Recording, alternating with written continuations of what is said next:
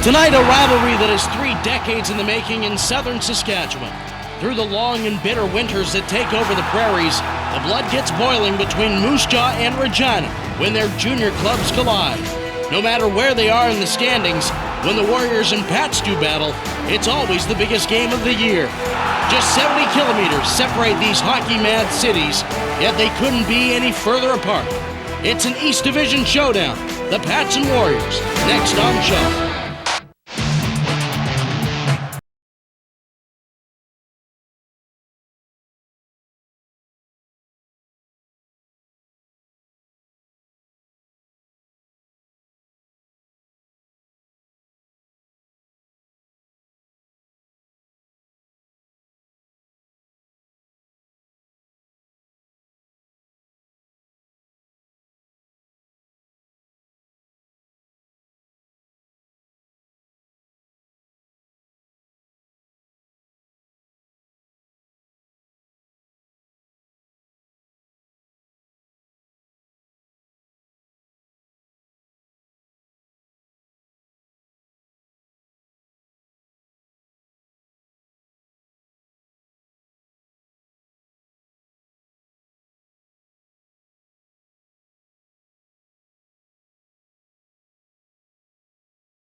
Two years ago. Good evening, everybody. Welcome to the WHL on Shaw and WHL Central, brought to you by Sierra Sil.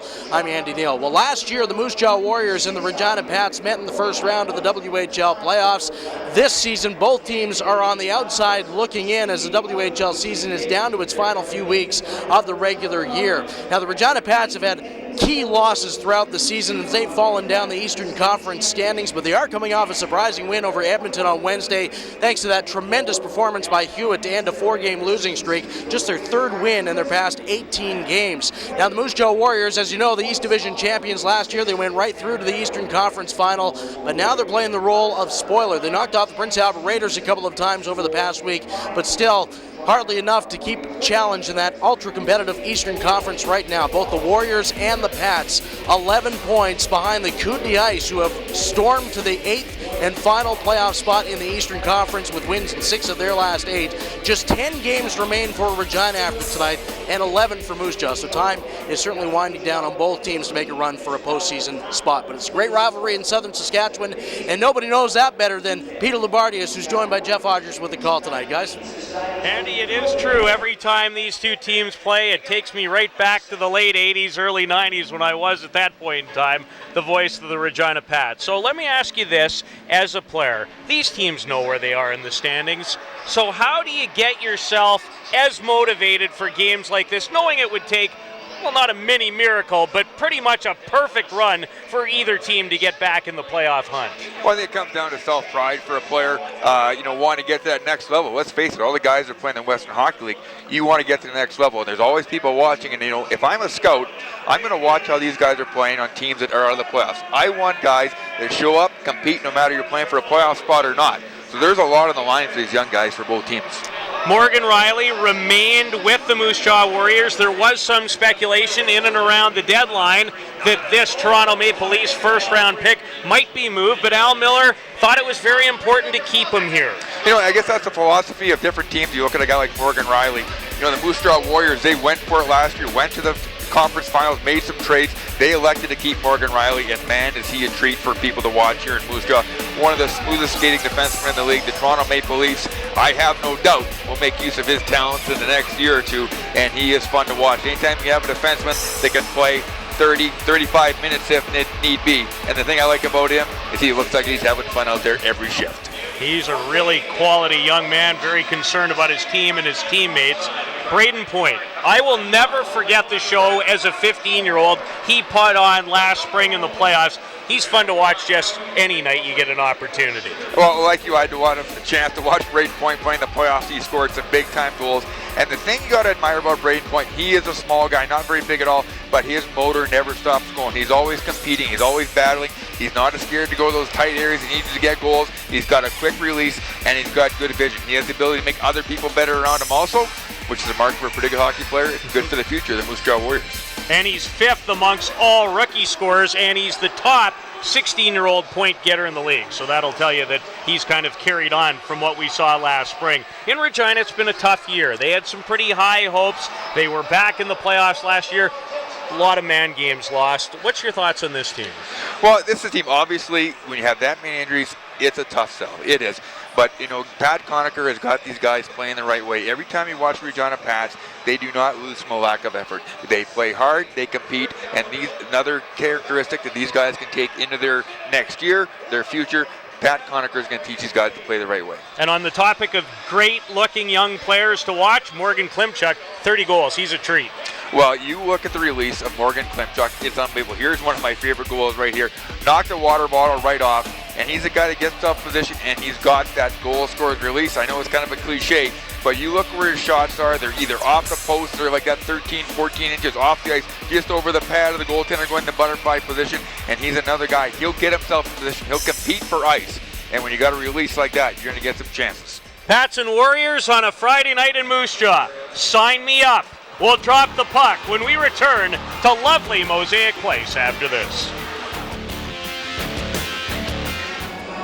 Back in Moose Jaw, Mosaic Place on the WHL on Sean. As you can see, well, if it can happen in the Super Bowl, it might happen in Saskatchewan. So the lights are out. They've knocked all the lights off after the pregame skate, and some of the lights have not come back on. About half of them aren't back on. I talked to one of the staff here at Mosaic Place, and he mentioned that it has been a bit of an issue this afternoon. Some of the relays between all the lights in the building were having some problems. According to him, all the lights and all the switches were in the right position. Not really sure why those lights were not going back on, but he said it does take a little while for them to cool off once they have been turned off, and so it might take a little while to get them back on. The lights are getting back on, but very slowly right now, so it might be a little bit of time before we get puck drop this evening between the Pats and the Warriors, but some lights issues here at Mosaic Place. But that's the story right now as the Warriors and Pats get set for their 5th meeting of 8 this year. Peter Labardius and Jeff Rogers. Andy, thank you very much. Yes, I have a few memories when these two teams collide, dating a long way back, even go back to the mid-'80s, Theron Fleury and scoring an unbelievable goal against Regina way back then. They don't like one another much. We do like the anthem. Our home and native land, true patriot love, in all thy sons command. With glowing hearts we see thee rise, the true north strong and free. From far and wide, O Canada, we stand on guard for thee. God keep our land glorious and free. O Canada, we stand on guard for thee. O Canada, we stand on guard for thee. The 5th of 8 meetings between these two arch rivals on a Friday night.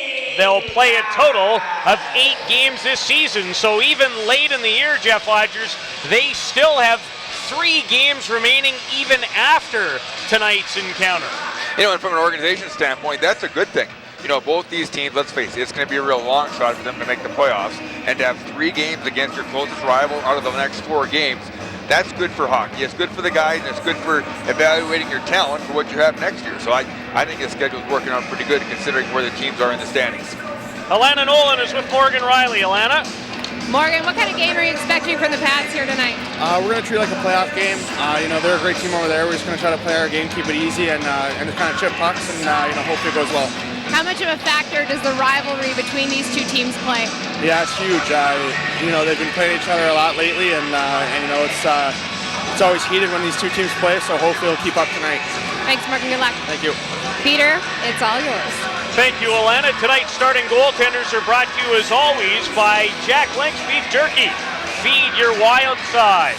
Matt Hewitt, the 20-year-old from New Westminster, British Columbia, has stopped 93 of the last 97 shots he has faced, including a 53 save effort in Edmonton in a 3-2 win over the Oil Kings on Wednesday. At the other end, making his 15th straight start, the 17-year-old from Thompson, Manitoba, Justin Pollock. And Justin Pollock, you reflect back, Jeff, on last year's playoffs, he came in the Eastern Conference Final to win Game 4 against the Oil Kings. No, a guy that's used to pressure anytime, looking back last year, coming in, not spending the whole year with the team, coming in and outperform under those situations. And the way he's followed it up this year, he's had a good year for the Moose Jaw Warriors. Definitely something they can continue to build on moving forward in the goaltending position. Just showed you our veteran referees and the linesmen who will work this game, the first of 2 for the Warriors in the next 2 days. The Saskatoon Blades, the red-hot Saskatoon Blades, trying to win a franchise record 14th in a row at home tonight against Brandon, will be the visitors in this building tomorrow night. Pat Conacher, the head coach, like the rest of us, looking at the lights, wondering if there's enough light to play, and it would appear that there is. These teams last met January the 30th in Regina, with the Warriors winning 3-2 in a shootout. Lane Scheidel on a roll right now, heading to the net, cut off by Warriors captain Kendall McFall. Bryson Gore racing the other way and deflected out of play by defenseman Kyle Burrows. Well, these two teams have a lot of hockey still left to play with. 3 games left remaining. Taking a look at their records, 5th in East, 4th in East. Moose Jaw is right neck and neck, really close in a lot of categories. Should make for a very exciting hockey game tonight. Pat's number 1 scoring line remains out there with Chandler Stevenson, Lane Scheidel, 5 goals in his last 3 games, and Morgan Klimchuk, who we featured off the top. Gore, an opportunity poked to the corner by goaltender Hewitt, with Justin Kirsch heading to the net. Scheidel dealing with Gore, and Gore is one player that Mike Stothers told me today has made yeoman strides all season long. He's from Milo, Alberta, number 23 of the Warriors. Here's Chandler Stevenson racing in, puts on the brakes, back to the line off the stick. Griffin Mumby relays it out of the reach of Klimchuk, and on the wing it's Torin White. Braden Point, 42 points for the Calgary product, just 16. He will be a superstar in this league, my guess, before his days are over. Very much on his way. A little player who does not play that way. Christopher Fans and Stephen Hack clears it in. Kirk Johnson paired with Travis Brown to Fioretti. Fioretti's pass broken up in a 2-on-1. Dyson Stevenson, Trent Willett a chance, and Pollock confidently at the top of the crease makes the save. Well, Trent Willett, who's been a bit of a slump here lately, gets an unbelievable chance here. Great play in a 2-on-1. Turnover at the red line, something they're going to want to take care of. Great pass over by Stevenson. Willett has all kinds of time, sets that up. Pollock square to the shooter. Dyson Stevenson set up the opportunity. 2 assists for number 26 of the Pats in their win in Edmonton on Wednesday. Darian Henry pinching. Adam Brooks is upended. And Carter Hansen moves the puck out as far as the neutral zone. And so far, Regina Pats very aggressive in the neutral zone and also D-man pinching. Watch to see if Moose Jaw can take advantage. Darian Henry, the puck was rolling. Messed with that shot opportunity, and Tyler Bell, the Regina product, slides it past Darian Henry right to Matt Hewitt. Played just over 2 minutes of this opening period. Glad to have you with us. It's the Western Hockey League on Shaw. Mark McCoy leaves it for Henry. Misses Colby Williams. Urich back in the Moose Jaw lineup tonight to Brandon Potomac. Potomac, the 17-year-old from Aldergrove, British Columbia. Pinned by Jack Rodewald. Rodewald returns to the Pats lineup. He's been missing for the last 10 or so games. Tipped in front as Riley directed, and Potomac went to the net and just sent it wide. Real heads-up play by Mark Riley to see Potomac hitting out of the corner. Urich has it stripped And Adam Brooks, the young forward from Winnipeg, slides it in, and both teams make changes. The beautiful skating Morgan Riley has it slapped off the heel of his stick. The first round pick of the Toronto Maple Leafs, 5th overall in the most recent National Hockey League draft. And watch Regina Pats up their forecheck and not let Riley get wound up behind the net. Travis Brown pressured by Klimchuk. Klimchuk and Brown battle on the end boards with some help from Stevenson and Kirk Johnson. And Brown, the 5th round pick of Chicago, makes a good play to help his team exit the zone. Brown will skate in deep and bump with Stephen Hack, the former Red Deer Rebel. Bryson Gore, Kirsch a quick shot, and Hewitt with a right pad save. Good opportunity for the Moose Jaw Warriors, all started by defenseman Brown, skating up the ice to give him a go, taking the puck deep. Gore will carry in again towards Kirsch, and Sean Whalen, and he's from Moose Jaw, breaks that up. Torrin White to Justin Kirsch, the 20-year-old. Kirsch cutting laterally, backhands it, tried to hook up with the on-rushing Doucette. Shot from a sharp angle by Torrin White, no trouble for Hewitt as Scheidel makes his way to the neutral zone. Kirsch with some decent back pressure. Braden Christopher tapped away by Braden Doucette, and Fioretti just managed to move it outside the line. Well, Mike Southern, head coach of the Moose Jaw Warriors, 2 very different years. Last year, his first year coaching in the Western Hockey League, ended up with a very veteran team that made a run to the conference finals this year. He's got a lot of young players. Against Prince Albert last Saturday, he had 6 16-year-olds in the lineup. More of a teaching role this year for Mike Southers.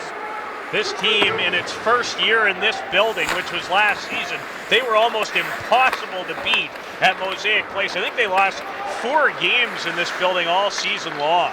And a roll veteran lineup, they had 5 players with 50 points, 5 20-goal scorers. Fun team to watch. They're hoping to build towards another one of those runs in the next couple of years. Christopher, behind his own net, slides it to Dyson Stevenson. He's from nearby Shaunavon, Saskatchewan. Kyle Burrows avoids Tanner Eberle. Colby Williams, good lead pass, busting into the zone. Ouellette, another chance for Trent Ouellette, and he shot it off the outside of the net. In transition, here's Eberle, leaves it, point. Ouellette closed the gap and upended him. Great opportunity and a great back check by Ouellette. Actually, the second great opportunity of the game so far for Trent Ouellette. Brown has shot, that one goes wide on the short side. Fioretti with Eberle in point. The number 1 line for the Warriors. Point, nifty little move in front, Eberle! Tied up just enough by rookie defenseman Griffin Mumby to prevent a scoring opportunity. Game heating up early in this opening frame as Stevenson will move to center and shoot it in deep. Kirk Johnson intercepted by Brooks. Brooks' shot, and Pollock again the save. It does not allow a rebound. Well, the chances starting to pick up for both sides in this game. Here we'll see a great pass by Williams up the wing. Great pass across by Christopher to Ouellette. He's going to want that one back, then back the other way. Good work behind the net. Pass out in the slot, just off the end of Eberle's stick. Tanner Eberle, 30 points on the season. He scored the lone goal in the 5-1 setback in Saskatoon. Pollock took a look as Mark McCoy with an opportunity, and McCoy, the last time these two teams met here in Moose Jaw in late December, scored 2 goals. Well, this is going to come right off the face-off. Bouncing puck, shot, deflects, comes off the end boards, and McCoy just turns and takes a swipe as a right-handed shot. And as you say, Pollock wasn't quite sure where that puck was. McCoy out there with Brooks and Jack Rodwald. Kendall McFall to Morgan Riley. Jordan Whiten back in the Moose Jaw lineup. First time in 20 games he's been absent with a concussion. Likely will be spotted by head coach Mike Stothers. That was the indication. He also came down recently with a bout of the flu, Whiten did, and that held up his conditioning. Brooks chips it off the glass and out. McFall trying to find it. So does McCoy, who has it. McCoy and McFall into the corner. Some help from Riley now. And McFall will play it on the wing for the rookie, Miles Workentine. Ortinsky unable to keep it alive. Back to Alana Nolan. Well, guys, Pat's assistant head coach Malcolm Cameron is sporting a new look after a puck ricocheted off the boards and hit him square in the nose. Now, this was at a practice in Calgary last week, and it hasn't stopped him from being behind the bench. I asked Pat Conacher what his reaction was, and he said, better him and not me. Guys? Mr. Rogers, it's probably unfair to ask, but I will. In your playing career, how many times did you have to deal with a broken beak? Well, unfortunately, I led with it way too many times. Probably about 6 or 7, I would have to say. None the worse for wear, however. Yeah. Still playing senior hockey is Mr. Rogers, coaching the Yorkton Harvest, pulling calves in the middle of the night. I don't know how he does it. And doing a great job on Shaw as well. All good stuff. Puck moved on the boards by Ortinsky, and Emil Silvergaard ends up icing the puck. And so far, the Regina Pats doing a very good job of taking away time and space for the Moose Jaw Warriors. Taking a look here at Pat Conacher. We talked in the pregame show about how he has his team play. Very disciplined team, very structured, but he does not have them sit back, if that makes sense. Very aggressive on the line, holding the line, neutral zone, taking away time and space, forcing Moose Jaw to make 2-3 good passes to get any kind of separation. Riley steps up at center on Scheidel. Point in hot pursuit. Point comes away with it. Fioretti to Riley. Morgan Riley with 4 goals in his last 4 games. 5th in the Western Hockey League in points by defensemen, despite missing 3 weeks of the season at the World Junior and another week at Leafs camp. And here he comes. Riley backhander. It was blocked by Scheidel. Fioretti a shot attempt. Backhander Eberle didn't miss the mark by much. Riley a chance. Paddle down and a save by Hewitt. Warriors pressing again. And Scheidel takes over. And if you're playing left wing when Morgan Riley's on the ice, you better be prepared to go back and cover him a lot because he's going. The head had better be on a swivel when number 4 of the Warriors is on the surface. Darian Henry. Griffin Mumby. Chandler Stevenson, 3rd round pick of the Washington Capitals, to Dyson Stevenson, no relation. Not even spelt the same way. Torrin White, backhand. Mumby keeps it alive. White another opportunity to move it, does for Riley. And Eberle wants to chip it out of the zone. Fails to. Now White wanted Gore, and Mumby separated him from the puck at the line. Mumby from Calgary. Braden Christopher takes a look. Cleared right through the slot area and belongs to Torrin White. To Travis Brown. Brown headed to the net. Kirsch, he can shoot it. Gore! Stuffed by Hewitt. Travis Brown knocked down in front by Colby Williams. Dyson Stevenson past Brown, and Kirk Johnson has it. You know, the Regina Pats with 2 defensemen worry about Travis Brown up ice, Morgan Riley up ice. Really have to be on your toes. Kirsch trying to get loose now. And Brooks, the forward. Nice play at one-on-one. Doucette moves up. Braden Doucette blocked by Colby Williams, and he'll reverse neatly to Sean Whalen. Thought Williams was very good, Jeff, in the game we did recently. A Pats 1-goal loss to the Medicine Hat Tigers. No, he has been good. 19 assists as a defenseman, has yet to score, but showed a lot of promise, had an assist in that big win over Edmonton also. McCoy, another shot on target, turned aside by Pollock. Bell shovels it, misses Workentine coming out of the zone, and Hack will clear it in. Gone a while without a stoppage here. 4-2, the Pats with an edge in shots. Brooks pivots, Silvergaard, big collision and knocked his man down. It was Whiten, and he felt that. Not sure that's what you need coming off 19 games absent with a concussion. And Silvergaard, 206 pounds, he's a solid guy. From Malmo, Sweden, Riley fails to handle it cleanly. McFall, his shot hits Hack, goes to the end boards. Colton McCarthy lost an edge, and it allows Burrows to wheel away. Burrows on the wing for Rodwald. Silvegaard played in Drummondville of the Quebec Major Junior League last year. Trying to move out of his own zone with speed. Here comes Potomac. He can scoot by himself, trying to go end to end. And Ortinsky and Henry combined to finally stop him. Not a bad one-on-one for a forward, Ortinsky. Potomac with it again, now has a roll off his stick in Silvegaard. Plays it off the boards towards Patrick D'Amico. D'Amico and Brown involved. Ortinsky comes away with a loose puck. Mumby now at the left point. Mumby directs it, but that one well wide of the target. Potomac drops it off for Brown. Brown, right wing pass. An opportunity from Josh Urich, but he's stopped by Hewitt. Urich in his first year, and Jeff, you're quite familiar with him as a member of the Saskatoon Contacts a season ago. He's not afraid to run you over.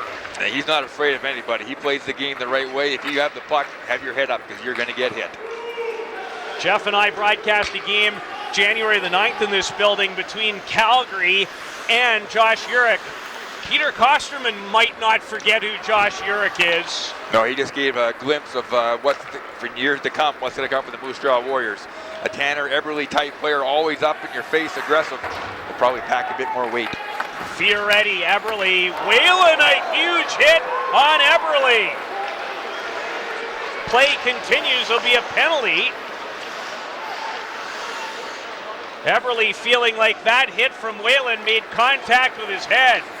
And the Regina Pats defensemen have been pinching all night so far, especially down that left wing side. Pats and Warriors, the rivalry continues, charging the call, and here's a look wide. On the Warriors bench with head coach Mike Stothers, what improvements are you looking for out there?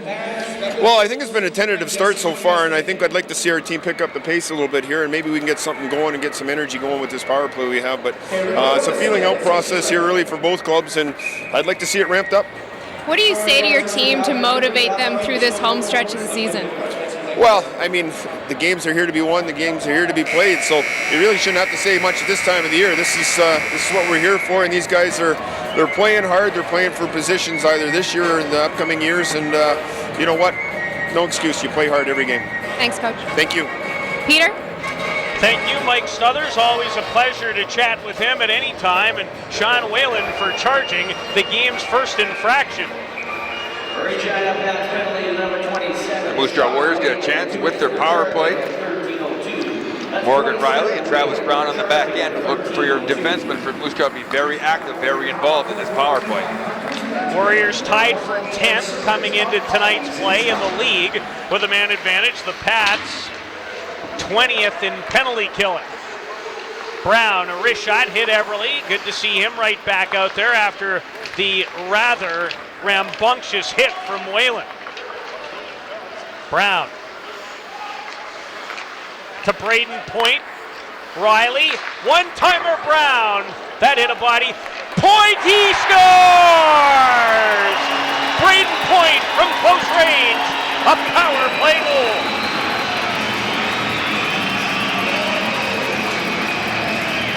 And Braden Point, once again, with great anticipation. We talked in the pregame show about his ability to get into those areas and not be scared to go to areas. He's right in front of the net. Puck needs a nice gratuitous bounce off the end boards. He sets it up and able to tee it up. Defenseman for the Regina Pats, unaware where the puck was, gave Braden Point all kinds of time to pick his corner. 15th goal of the season for the 16-year-old from Calgary. And a power play tally at 15, or make that 13:39, has Moose Jaw in front. Scheidel, quick twist, shoots it in. Here's Chandler Stevenson. Stevenson right through the crease. Terrific stop by Pollock off a clip chuck. I didn't think he was going to reach the puck, but he did. And a great back check by Torrin White on that one to prevent that goal. Pats number one line looking for an equalizer. Mumby. White this time was in the shooting lane. Mumby. Stevenson keeps it in at the line. He had a pair of assists. Chandler Stevenson did in the 3-2 win over the Eastern Conference and defending league champion Oil Kings on Wednesday at Rexall. Riley a little difficulty with the ice, and the puck deflected in by White. That's the second or third time tonight we've seen Morgan Riley have the puck bounce off his stick on one of his rushes. Steve Steos, an old teammate of yours in the building, one of the player development coaches with the Toronto Maple Leafs, who's in town right now. Hard to meet a nicer former pro athlete than Steve Steos. Doucette a chance, and Hewitt flashed the pad to make a fine save. Steve Steos had the opportunity to play lots against him, also played with him in Atlanta, and as you said, one of the better human beings you'll ever meet, and a great teammate also. One of the best pros I ever have had a chance to deal with in my professional career while I worked in Edmonton, and he was a member of the Oilers. So respectful, good to everyone. Now, he's a guy who really found himself after he left Atlanta. He was a captain in the Atlanta Thrashers and then found his shot with the Islanders. Western Hockey League on Shaw, proud to recognize Travelodge. He's an official partner of the Western Hockey League. Travelodge, nice rooms. Like Steve Steos, great people. Here we'll take a look at the save by Pollock. Good back check by Torrin White on one of the better shooters in the league, Morgan Klimchuk. But Pollock, wow, great push to get across. Pollock not even eligible for the upcoming draft. He's a late birthday. Will be eligible in the 2014 draft. And Josh Urich is in all kinds of difficulty. Now, I'm hoping it's just a skate problem. Keep an eye on that, heading to the net. Opportunity again for the Warriors as Colton McCarthy redirects it wide. Warriors with some momentum after the game's opening goal by Braden Point. Fioretti, the Warriors' top point getter. Fioretti in behind the net. Protects the puck versus Mumby. Morgan Riley. His shot does make its way on target, forced Hewitt to make another save. Potomac now. Dropped it for Fioretti. Riley at the left point. It's blocked and came out and took a bite out of the ankle of Dyson Stevenson. Dyson Stevenson's one of those junkyard dogs. Always hard to play against. Every team needs a Dyson Stevenson on their team. Yes, they sure do.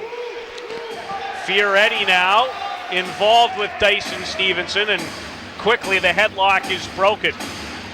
You know, I've seen the Moose Jaw Warriors play probably 3-4 times. Each game they've had a bit of a slow start, then they get a break, they get a goal, and they seem to pick up their play right after and carry it through the game. You know, not having a whole lot happen, then they have the goal. Now they're spending a lot of time with Regina Pats end, kind of get energized. Sam Fioretti enjoying his best season. 60 points to lead the Warriors, coming off a 47-point campaign a year ago. Riley, hard wrist shot. Hewitt a little juggle and then takes care of it before any Warrior can pounce on the rebound. You know, you look at Morgan Riley and the guys that are drafted, no matter what round, they have the guys from player development. We talked about Steve Steos. How fortunate about to talk to a guy like Steve Steos, bounce ideas off, whether it be training, whether it be preparing for games. Guys now have a lot of advantages. Those were not around in your day, my friend. No, there wasn't. You kind of figured it out on your own. Intercepted Klimchuk. Glorious chance. Pulled the trigger but shot it wide. Burrows. Kyle Burrows tipped. Klimchuk on the rebound, and Pollock got a piece of it. Pats all around the Warrior net now, trying to draw even here in the late stages of the first. Scheidel finds Burrows. One-timer. Scheidel had a wide open net. I'm not sure if that hit a leg in front or not. Scheidel, and he's been on a tear. Henry. Scheidel. Stevenson had his stick lifted by Eberle. The Pats do everything but draw even, and Point, who has his 15th and the lone goal, shoots it down the ice. And all that off a turnover by Braden Point by the Moose Jaw Warriors. The Regina Pats have to wonder, what else do we have to do to score? As you said, they did everything but on those opportunities. And it was not like they were giving it to guys on the third, fourth line. It was Klimchuk, it was Scheidel, it was their top guns with great scoring chances. Here we'll see the pass up the middle, turnover, great shot, great save. And then we'll see Scheidel, he'll get an opportunity here. Great job by Burroughs, the vision, a pass across into the slot. Man. He just missed it, and he hasn't been missing a whole lot as of late. Neither has Klimchuk all season long with those 30 goals. Bryson Gore. And Willette stays right with him. Bell. Doucette, his shot. Deflected, and once again, Hewitt hangs on. Back with chances by Lane Scheidel and Morgan Klimchuk, two most dangerous shooters in Regina Pats. Here's a little bit of Scheidel's work as of late, finding the back of the net. Very slick stick handler, quick hands, quick release. Moose Jaw probably not going to want to give him very many more chances. If it can be helped. Willette, he's had some chances in this game. There's another one, and a save from Pollock, his 7th of the period. Scheidel currently riding a 6-game point streak, 7 goals and 3 assists during it. Dyson Stevenson. Colby Williams, wrist shot blocked by Torrin White. That's like Torrin White's 3rd block shot of the period. He's missed a lot of time this season, Torrin White, with an injury. Stephen Hack, Adam Brooks. Kendall McFall takes his time and space away at the blue line. Carter Hansen pressured, loses the handle. Ian McCoy still after it. White tips it, and Hansen with a good return pass to Whiten, and the Lethbridge product shoots it in and did not make his way to center before he did so. Here we'll take a look at Kendall McFall, the captain of the Moose Jaw Warriors, draft pick of the Winnipeg Jets. One of the older guys, one of the leaders on this team with such a young squad. The guy's had 3 assists in his last 4 games. Does a lot of the things right. The guy that you want guiding your young guys. People in this organization have raved about what a young man he is here in Moose Jaw, and you don't have to spend a whole lot of time with the Rosetown, Saskatchewan product to understand why. He's a quality young citizen. Very key in the Warriors' run to the Eastern Conference Final, I thought, last spring. Sean Whalen. Whalen shoots it in. Pollock to handle it, plays it towards Eberle, tied up by Klimchuk, but won the battle on the boards and moved it out.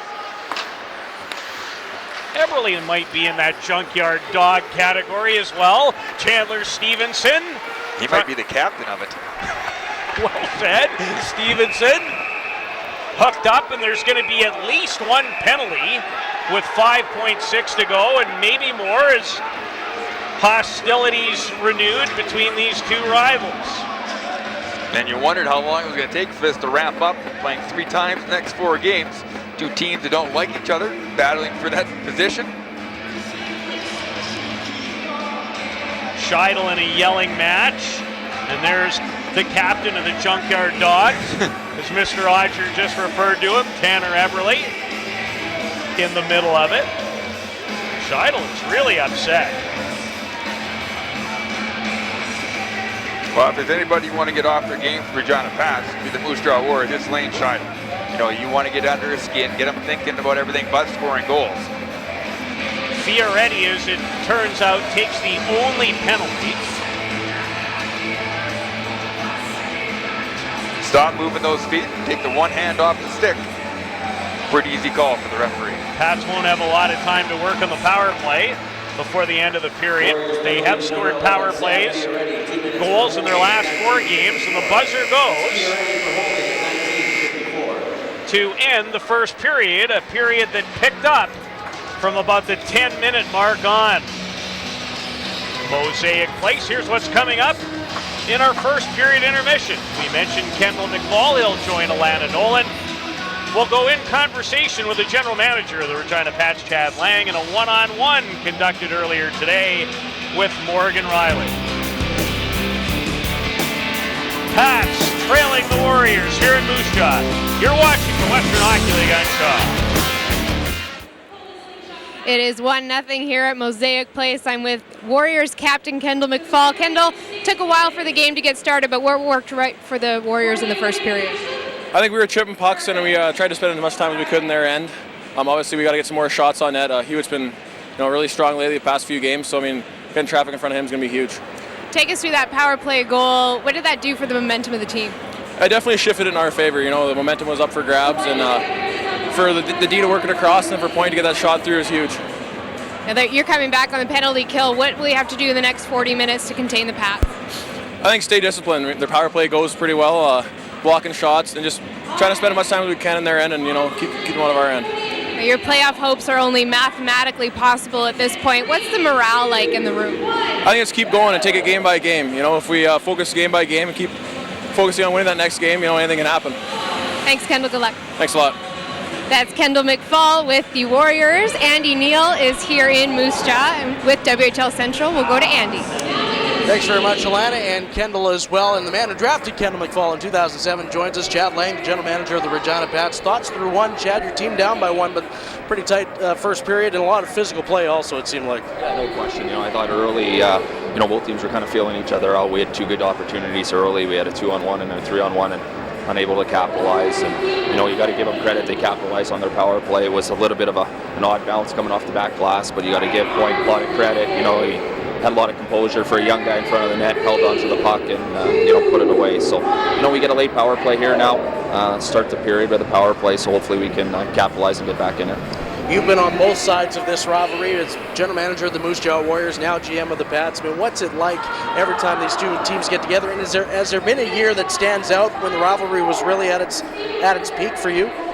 Well, you know what, I think it's the best junior rivalry in all of hockey. I think when these two teams play, it doesn't matter if it's a preseason game or a regular season game, it has playoff atmosphere. And I think it was symbol tonight. I think everybody was a little bit on edge and testing each other out, but I thought as the game went on, it really became physical, and you've seen in the last 10 there how physical the game was getting. But it's a tremendous rivalry. I think with the proximity of the two cities, and it's big city and small city kind of mentality, but there's no question I've enjoyed being on both sides. I can't say enough of the opportunity that the Warrior organization gave me to get me involved in the Western Hockey League, and I'm tremendously grateful for that. But now back in Regina on the other side, it's great to come back because I know each and every game that we play, the fans are going to be treated because the kids are going to put everything on the line for this game.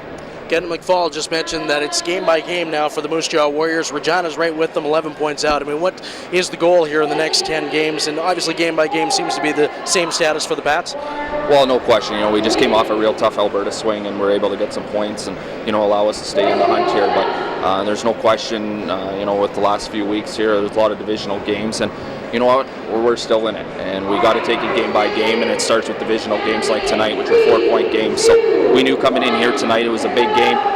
We had to continue to have the success that we were able to get on the Alberta swing. We know that we have another tough road game coming up here against Prince Albert, but it is a game by game. We can't look too far ahead. We know we were facing a tough opponent tonight. We got to take it shift by shift, and hopefully we'll allow ourselves to get back in those win columns. Closing in on 300 man games lost because of injury this year. No team likes to use that as an excuse, but that's an awful lot to overcome for any team. Yeah, you know what, it's been a real frustrating year, I think, from the coaching standpoint all the way through the players. It started right out of training camp. We had some guys get injured and weren't able to get them in our opening lineup, and it just seemed that throughout the course of the year it snowballed. Every time that we were getting a guy back, we lost a guy. And, I think the thing this year is we had three significant injuries. We had 3 players suffer tendon cuts, which, prior to my time in the league, I've never seen it. And it was fluky injuries that occurred. But, we lost guys. It allowed other guys opportunity to get some exposure and play. But, it's hard to get into any kind of rhythm when you have that many guys out. We were going basically each and every night. There was a different roster of 20 guys in. But in saying that, I thought we did a good job, especially going into that Christmas break, staying in the mix. We went in, basically a point out of a playoff spot. So we really believed going into the trade deadline that, with the guys out, once we got them back and got healthy, that we had the team that could compete for a playoff spot. And again, coming out of the trade deadline, we suffered some more injuries, but We're confident with this group. Unfortunately, you have to deal with some adversity, and that's what our players have to deal with right now. But like I said, we're 11 points out. We're still in the mix, and hopefully we can get some wins and close that gap. What about Morgan Klimchuk and just what he's meant for the team this early in his WHL career? Well, I think he's a real remarkable young player. I think if you look at him, last year as a 16-year-old, what he was capable of doing, and he's continued to build on that. I thought he was one individual that really elevated his game when we had those significant injuries to key guys. When up front we were missing Chandler Stevenson, Dyson Stevenson, and Trent Ouellette, and 3 guys that play in our top 6. And for a young guy at 17 to play the minutes that we asked him to play, and how he contributed offensively for our hockey team, I thought that was a stretch where he might have played his best hockey. And you know what, there's no question there's a lot of pressure on these guys in their draft year, and I think he's handled it extremely well. If you ever get to know him away from the game, he's a real bright young man, very professional, very focused and determined on what he wants, and he's a pleasure to have on our hockey club. Appreciate you so much stopping by for doing this, and thanks again. All right, thank you. There's Chad Legg, General Manager of the Regina Pats. Take a look inside the Moose Jaw Warriors dressing room as we go to break. A 1-0 Warriors lead over the Pats on the WHL on Shaw. Well, there's a look at Braden Point, the goal scorer for the Moose Jaw Warriors. His 15th of the season coming on the power play, the only goal so far. It's 1-0 Warriors over the Regina Pats on the WHL on Shaw. Welcome back to WHL Central, brought to you by Sierra Sil. Well, this is our last look at the Moose Jaw Warriors this regular season. Maybe our last at defenseman Morgan Riley for the Warriors. He was one of the final cuts for the Toronto Maple Leafs when the NHL season was coming back out of their training camp, right on the heels of his experience at the World Junior Championship. He'll get a good look from Toronto next year, and I had a chance earlier today to talk with Morgan about his experience at the World Juniors and with the Maple Leafs as well. Well, Morgan, not many defensemen get Player of the Week, but you just did. What was that honor like for you? Yeah, pretty cool honor. I haven't ever got that before in my career, so it's obviously pretty nice to get. But all the credit goes to the team. The team's been playing great, and without them, obviously, I don't have my personal goals. So I was happy to get that. Dozen games to go in the season. Many are wondering if this is your last dozen in the regular season for Moose Jaw, maybe making the jump next year. What expectations, or is it too soon to look ahead to next season? I'm not too worried about going into camp next year. I'm just trying to concentrate on our next 12 games here with the Warriors, and our goal is to play in the playoffs this year, and that's what we're worrying about right now. You had quite a month, the World Juniors, the tryouts, and then the tournament itself, and then going to the NHL camp. I mean, what was that whirlwind like for you? Yeah, pretty crazy. There's a whole lot of traveling in there, but as an 18-year-old hockey player, that's a pretty cool experience. To go over to Europe to play for Team Canada, and then after that to go to a pro camp. So you can't really ask for too much more. It was a huge honor to get those opportunities, and it was unbelievable experience. What was, first off with the World Juniors, I mean, what did that do, playing against guys your age, a year older? What was that like for you playing in that atmosphere and the pressure that comes with it? Yeah, anytime you get the chance to play for Team Canada, it's a huge honor. And obviously when you're playing, on a team with the top players in Canada, that's pretty cool. And also playing against the top players in the world, I mean, that was an unbelievable experience. And and hopefully, if I got the chance to go back, that'd probably help me a lot. What was the biggest thing you gained from that event, and what you may have learned a thing or two about your game, and what you maybe need to do to take that next step? I think just having the chance to play with the top players in the world, can teach you a lot. And I think just having the experience of playing over in Europe was pretty cool. But that whole trip was amazing. Then the NHL camp, what was that like? And we've heard it's a circus in Toronto. So did you get that sense, or how did you have to deal with that? Yeah, absolutely. I mean, there's always cameras around, and there's always people watching you. But it's pretty cool to be playing with the pro hockey players, and when you're changing in the room, and you're changing beside people that you've seen play on TV for years. That's pretty cool. And but to have that experience was a huge honor, and hopefully I get the chance to go back next year. All the hoopla that came with the rookie camp in the summer, and then playing at the training camp, teamed up with Dion Phaneuf, another former WHLer. What was that like? Was that overwhelming at times? At times it could be, but I just try to keep concentrating just playing my game and just trying to have a good camp. But obviously when you're at camp and you're trying to make the team, there's always people asking those questions, but you kind of have to block that out a little bit and just kind of keep concentrate on playing your game and just trying to play well. But it's pretty cool when you're playing with some pretty good players. Neat to see that your parents got to go over to Russia with you for the World Juniors. What have they thought about you going even further east out to Toronto?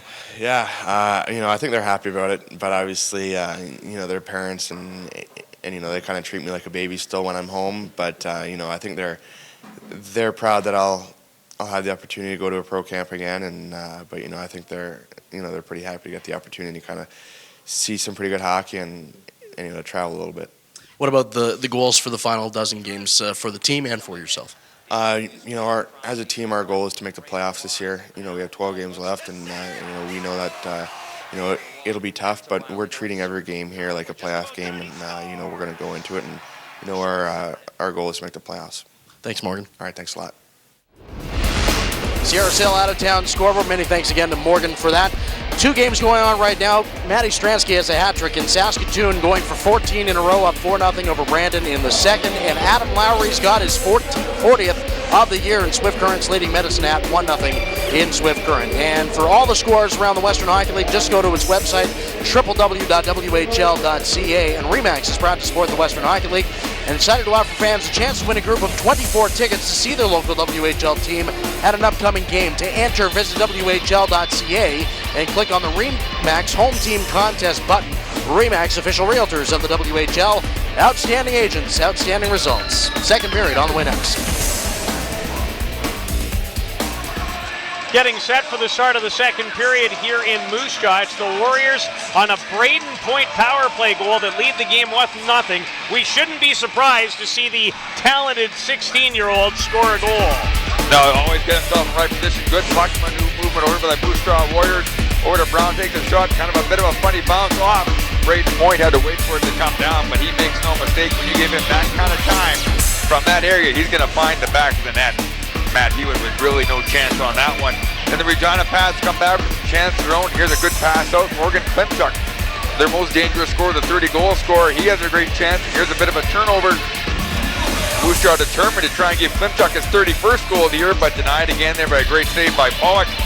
Some more good puck movement, gets puck to the net, unable to bring it from the backhand to the forehand. And then here's a great play on the pass across. The shot, and right to Lane Scheidel, their second most dangerous scorer.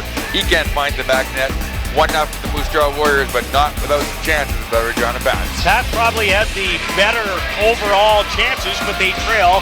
They will start the second period with 1:55 remaining in their first power play of the game. Another point for Morgan Riley.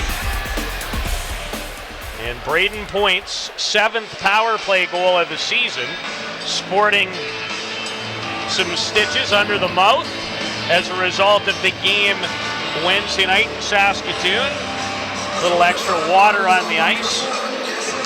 That's a tough spot to get stitches to. Every time you go to eat, every time you go take a drink, you got stuff leaking through the bottom of your mouth, and it's just, you can't wait for that stuff to heal up. These guys play through a lot of times.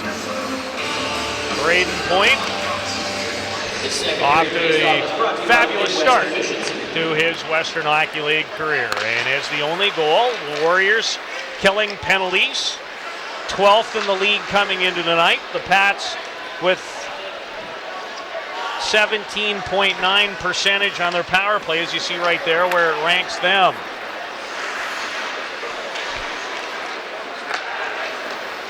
Klimchuk in behind the net with a rolling puck. Klimchuk to Kyle Burrows, has some trouble, locates it in his feet. Lane Scheidel. Kyle Burrows for Morgan Klimchuk. Scheidel, Klimchuk out of his reach, diving play to keep it alive, and Riley will steer it on the boards and down the ice. Regina Pats went with 4 forwards. Lane Scheidel playing the back end on this power play. Very skilled guy, good vision. Scheidel on the blue line. Dishes off for Chandler Stevenson to Mark McCoy.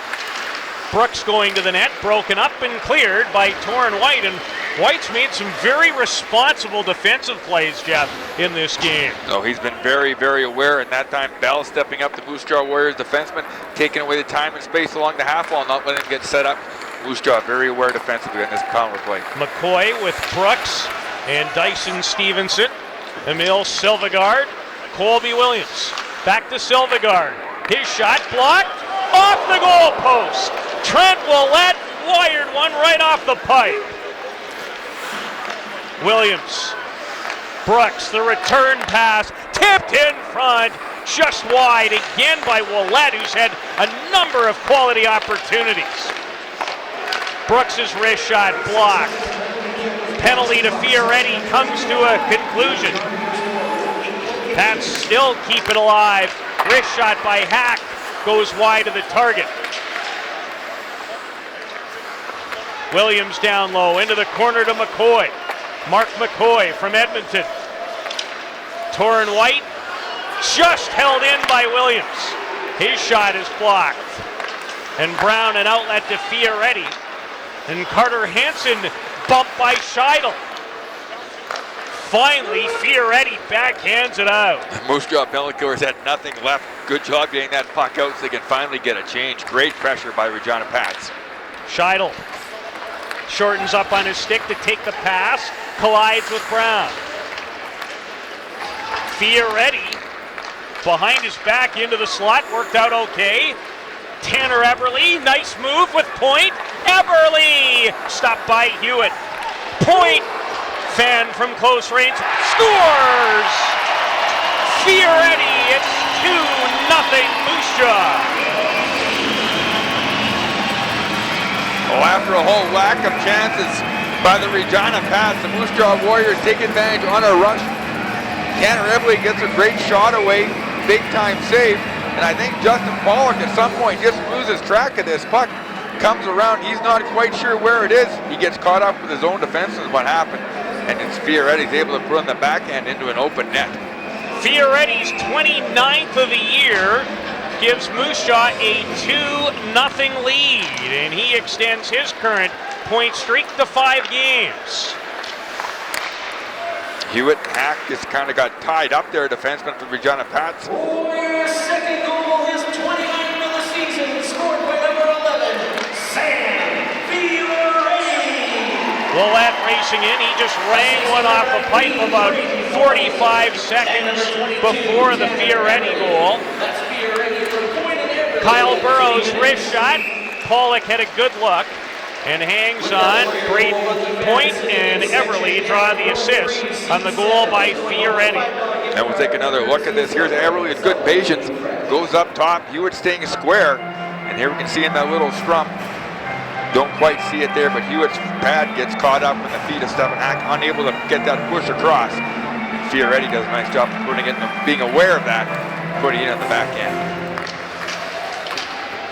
Fioretti's team leading 61st point of the season. Point with a goal and an assist. Regina, 4-on-3 rush up the ice. McCoy stripped and a neat reverse by Carter Hansen. Kirk Johnson into the zone, steered away as Hansen bumped with Hewitt. Block shot from Kirsch. And McCoy banks it off the boards, intercepted by Brown, and Workentine sends it into the zone. Burrows put it right on Bryson Gore's stick. Gore making a change. Burrows didn't see him coming off the bench. Burrows turns away from Gore. Hack off the stick of Justin Kirsch. Dangerous play. Turned over now to White. Torrin White back to the line. Tyler Bell kept it in. Hewitt bouncing puck and freezes it at the side of the goal. And that play all starts once again. Torrin White, we've talked about his opportunity. He made another great defensive play to keep that play going. Matt Hewitt saying, come on guys, get rid of this puck. We're giving him way too many chances. Wouldn't mind seeing Regina Pats capitalize on a few of their chances either, would he, Matt Hewitt, to give him some support? Matt Hewitt has faced a lot of rubber. in the last 3 games. 107 shots to be exact. That's a few. Got nightmares. Gore off the linesman. Bumps with Griffin Mumby. Braden Christopher now. Christopher's pass hits Justin Kirsch. Mumby. Kirsch intercepts. Kirsch shoots it through a screen and stopped by Hewitt again. Christopher now with speed. Still with a puck is Braden Christopher.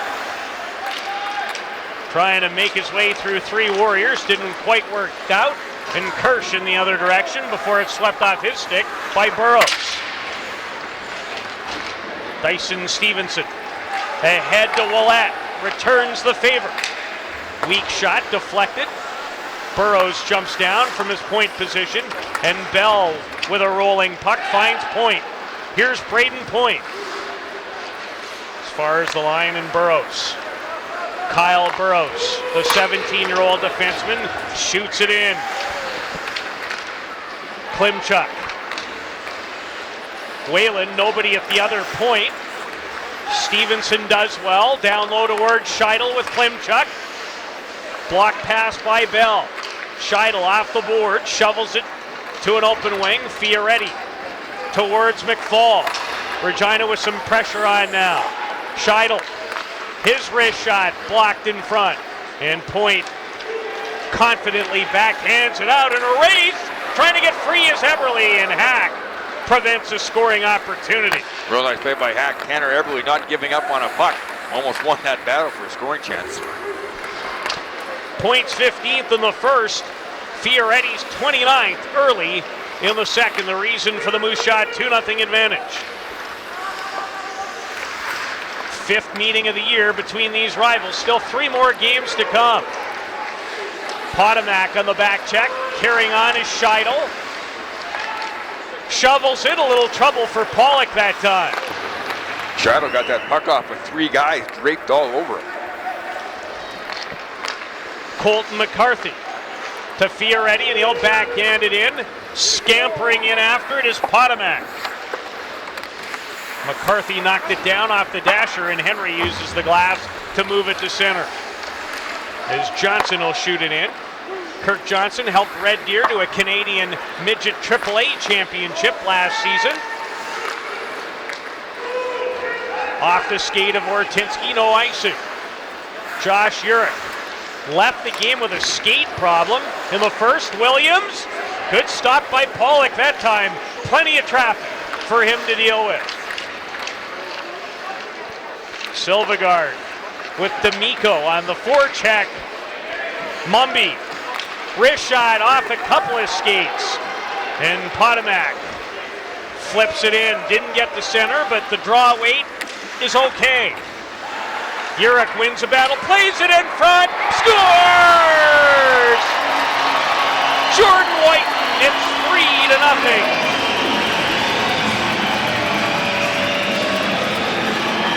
So the Moose Jaw Warriors have a few guys that don't quit. We talk about Tanner Eberle, we talk about Urich.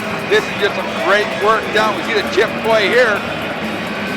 Waiting for the icing, no icing on the call there. And then just some great work by Urich. Back to Jordan White, who comes in the right spot at the right time. He's able to slap this puck by Hewitt. Jordan White's 5th of the year. Just returned tonight after missing the last 19 games with a concussion. Has not scored a goal since an October 16th game in a win versus Everett. You know, that first game back, you're always tentative, wondering how it's going to go to get a goal. That's huge for Jordan White's confidence. McCoy kicks it to Adam Brooks. His pass blocked by big Tyler Bell. And the former Kamloops Blazer who came over earlier this season in a trade sends it down the ice. Christopher has it go off his stick. Fioretti and White in this period have the Warriors in front 3-0. Gore gives chase. Bryson Gore bumps with Henry. Kirsch. Justin Kirsch to Gore in tight quarters. Workentine now. Shovels it to Riley, and Riley, with an assist in the game, unable to hold it in. Moose Jaw with only 13 shots on goal, with 3 goals, very opportunistic on their scoring chances. Riley one-hands it ahead. Christopher Bussin versus McFall. And Kirsch there to help out. Kirsch, here comes Riley on the fly. Morgan Riley dances around one man. Riley stopped by Hewitt. There's a little look at why he was the 5th overall pick in the 2012 NHL draft in Pittsburgh. And if you look at Morgan Riley for a defenseman, he uses a fairly short stick, which really allows him to move those moves nice and tight and get that shot away. Scheidel on the back check versus Point. And Henry has his pass intercepted by Brown. Fioretti turned aside by Hewitt. Point. Brown, hard shot. Hewitt able to hang on. Tanner Eberle was a big part of a Fioretti goal. And then Jordan White is 3-0. Moose Jaw. On the Pats bench with Pat Conacher, head coach. He's shouting orders at the moment. Coach, what do you think that should have been icing on that last goal? Well, it doesn't matter. The puck goes in the back end. That doesn't matter whether it's icing or not. It just we have to do a better job as far as going back, getting into defensive posture and preventing that. We had people back, but we had people hypnotized by the puck, and the puck goes by 2 people to their goal scorer and goes in. Thanks, Coach. No problem. Guys. Pat Conacher, obviously animated at the bench. And we seen right away before the puck was even by the blue line, the linesman did wave it off. He thought that puck should have been played. And Pat Conacher is right. The worst thing as a coach, you show video, everybody gets focusing on the puck that comes by your feet. Behind you, the guy skating into it has a great opportunity to shoot, and that's what Jordan White did. I have to admit, though, I talked about the draw weight, but he was clearly 3 or 4 feet behind the center line when the puck was dumped in. But it was a pretty early indication by the linesman. And the linesman maybe made that call too easy, or too early, I should say. There he goes, shot goes behind him. He's looking at the players in front of him, so he's got a better view than we do. Well stated. Braden Point, a goal and an assist in the game to McFall. Shot blocked. Plus, I don't want his job. No, thank you. I don't want the job of those 2 guys that wear red on those striped shirts either. Might be able to handle the odd linesman. I don't want to have to make the real hard calls. Fioretti. 1-on-1, Hack plays him well. They continue to battle for possession. Klimchuk overskates the puck. Point. Braden Point. Off the bench, Doucette. Scheidel blocked it. Another drive as Point was on his way to the bench. Fioretti trying to get away from Klimchuk. Fioretti upended again, keeps his feet moving. Doucette, Riley. Eberle leaves it to Fioretti. Moose Jaw cycling well on this shift. Gore, Fioretti's got room. Fioretti, robbed by Hewitt. Well, Fioretti doing a nice job of beating his man Hack off the wall on his knees, and he's got a great scoring chance coming off the wall. Burrows uses the glass to relieve the pressure. It's been all Moose Jaw here in the second period, outside of an early flurry when Ouellette could have tied it and hit the post. Now Torrin White, Hewitt, a late decision, got away with it. That time Braden Christopher coming back to the Pats, doing a nice job defensively, right to the front of the net. If you're Pat Conacher, I know you just had the TV timeout. I would think awfully close to maybe thinking about another one. Well, right now, Moose Jaw just winning all the battles. They've got good sticks, and they're just hungry. They just want the puck more right now. Colby Williams. Nice move as he makes his way to center. Williams drops it neatly. Dyson Stevenson, an opportunity, shoveled it through the crease. Sean Whalen blocked in front by Bell. He used the glass to clear the zone. Carter Hansen to Travis Brown. Brown with an assist in the game, off the skate of Working Time. The former Prince Albert Minto midget. Those Mintos atop the Saskatchewan Midget AAA standings again. They did lose a game at home last weekend. I'm not sure what team it was against. York and Harvest. Yes, I'm quite well aware. Thanks, Coach. Never pass up an opportunity. Tell the boys, good job. I did kind of lob you one. Here's Working Time. Notice how I responded right away? You did very well, very well. T-shirt cannon, make some noise and have your chance to catch one of the newborn shop's newest tees. And here we'll take a look at the Moose Jaw Warriors getting pucks in deep, winning battles here. Be ready to get the jump on Hack, he comes right off the wall. He even had an opportunity, probably didn't realize it could have took one more step to the middle, came all the way across. Actually, Trent Willett did a nice job of closing it. Trent Willett, in my mind, probably been Regina Pats' best player. Can't disagree. He's had some great opportunities. Head coach Mike Stothers, I would think, has to be very pleased with his group, especially in this period, and very hungry on pucks. And this line's been very difficult to deal with. Fioretti, Eberle, and Point. Bounces over the stick of Morgan Riley. Riley with an assist in the game. Now has 45 in 49 games. You know, Coach Mike Stothers rewarding those players that are going. Tanner Eberle, a guy that works hard all the time, getting a chance in this first line. Stephen Hack, Darian Henry, shot, reaching behind him was Pollock, and he got a glove on it. Henry again. Fioretti, twists off his stick. Klimchuk let it go. Scheidel. Puck stays in play. And Morgan Riley puts on the brakes. Member of Canada's World Junior team in Ufa, Russia. Braden Point, wrist shot, big rebound. Eberle, his shot, that one goes wide. Doucette rifles it behind the net towards Eberle. Willett away from the pinching Doucette, and he'll skate it to center. Trent Willett slides it. No trouble for Pollock, who's made 12 saves in the Moose Jaw goal. Stevenson blocked by Doucette, down low. Christopher, he scores! Braden Christopher underneath the bar, and Regina with a goal to get back in it. Well, Braden Christopher, not a real big-time goal scorer. That's his 8th of the year, but you wouldn't know it by that move. Look at the composure, look at the patience where he looks at his puck on this play. In tight, gets it, little move.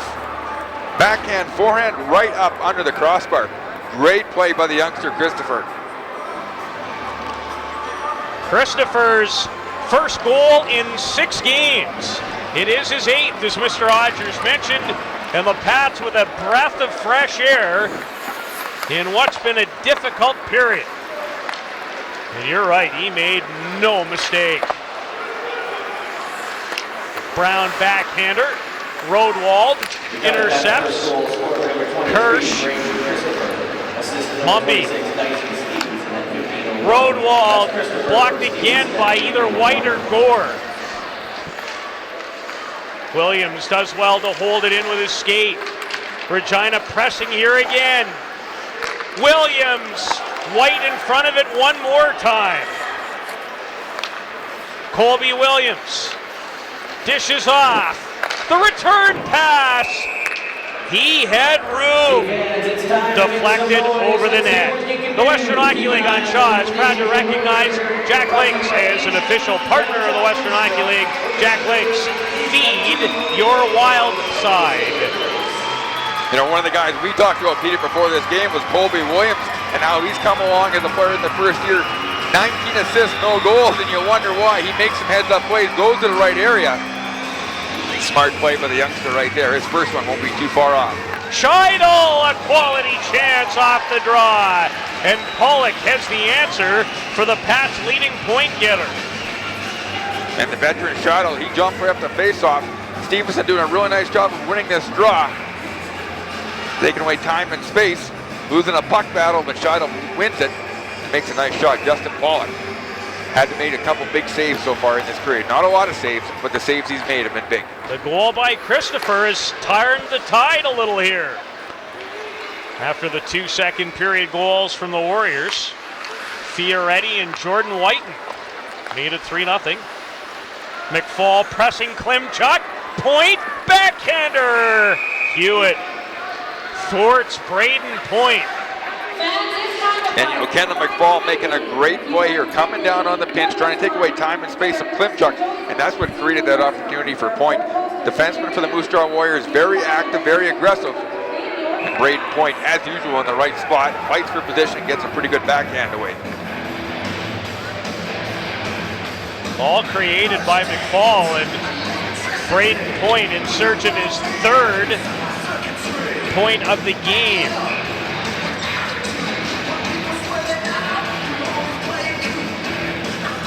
Face off to the right of Hewitt.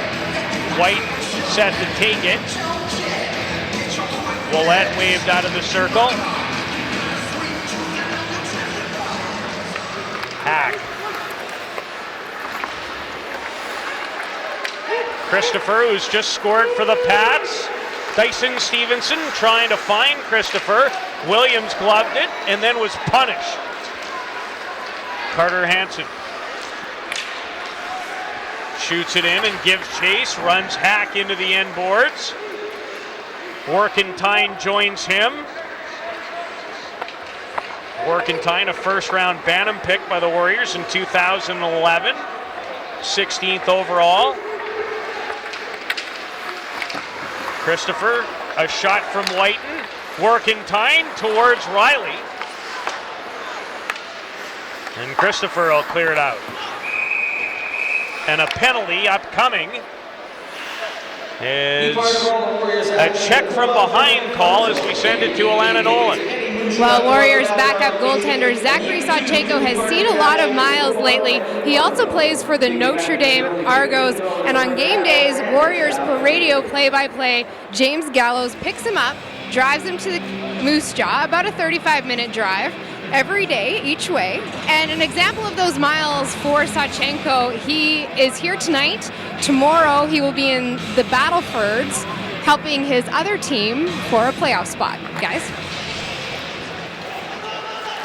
Zachary Sawchenko, goaltender from Calgary. The Warriors have very high hopes for that 1997-born netminder. Klimchuk to Burrows.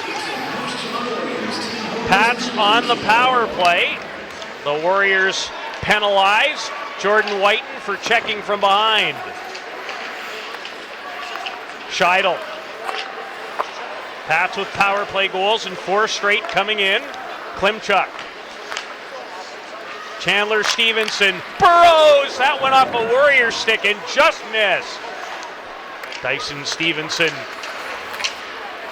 rubbed off the puck by Bell, and scooting away with it with great speed is Everly. There's that junkyard dog again. 1-on-3 will not quit. Put a C on him. The all junkyard team. And Everly. A little round of applause here from the faithful as he heads off, and Klimchuk off the stick of McFall and out of play. Well, the Moose Jaw Warriors taking an offensive zone penalty. Jordan White for checking behind. Regina Pats trying to capitalize on it. Moving the puck across. There's the shot just by the stick of Dyson Stevenson, who's in front of the net. We get a better look at it from here. Those are the ones to go back to the bench shaking your head. Man, I should have had that. Silvegaard, the 4th forward on this Pat's 2nd power play unit. Colby Williams, a glorious opportunity a couple of minutes ago. Icing the call here. A little bit out of reach. Captain Kendall McFall now with the task of trying to kill off this penalty late in the period. Minute 25 left here in the second period. 28 seconds left in the power play. Regina building some momentum. Would have loved to head into the second period, only down by 1. The score 3-1. McFall with 3 assists in his last 4 games coming in, but that's not really what he's known for. He's a stay-at-home, steady Eddie type in his final year in the Western Hockey League. Just 10 seconds to go on this Pats power play, their second of the game. McCoy tapped off his stick by Morgan Riley, and Ouellette glove pass, the reason for the stoppage here in the last minute. And Trent Ouellette talked about probably being Regina Pats' best player, hardest working player. 3 glorious opportunities to score. Been a bit snake bitten lately. No points in the last 9 games. But this game, the last game we did against Madison Hat, all over pucks, in position, playing very well, just not getting rewarded with offensive numbers. His last goal 13 games ago came January 25th in a contest in Swift Current. Very unlucky not to snap out of that streak this evening. Stevenson with good speed. Chandler Stevenson. Burrows, wrist shot, blocked by Fioretti. And Warrior forwards in general, Jeff, have done a nice job there. Here's Whiten heading to the net. Still loose in front as the net is dislodged from its mooring. It's Chandler Stevenson doing a great job on the back check. I'm not sure if it would have been blown dead anyways, but a real good job of getting back, getting his stick under the Moose Jaw Warriors forward, heading to the front of the net. Get a good look at it here.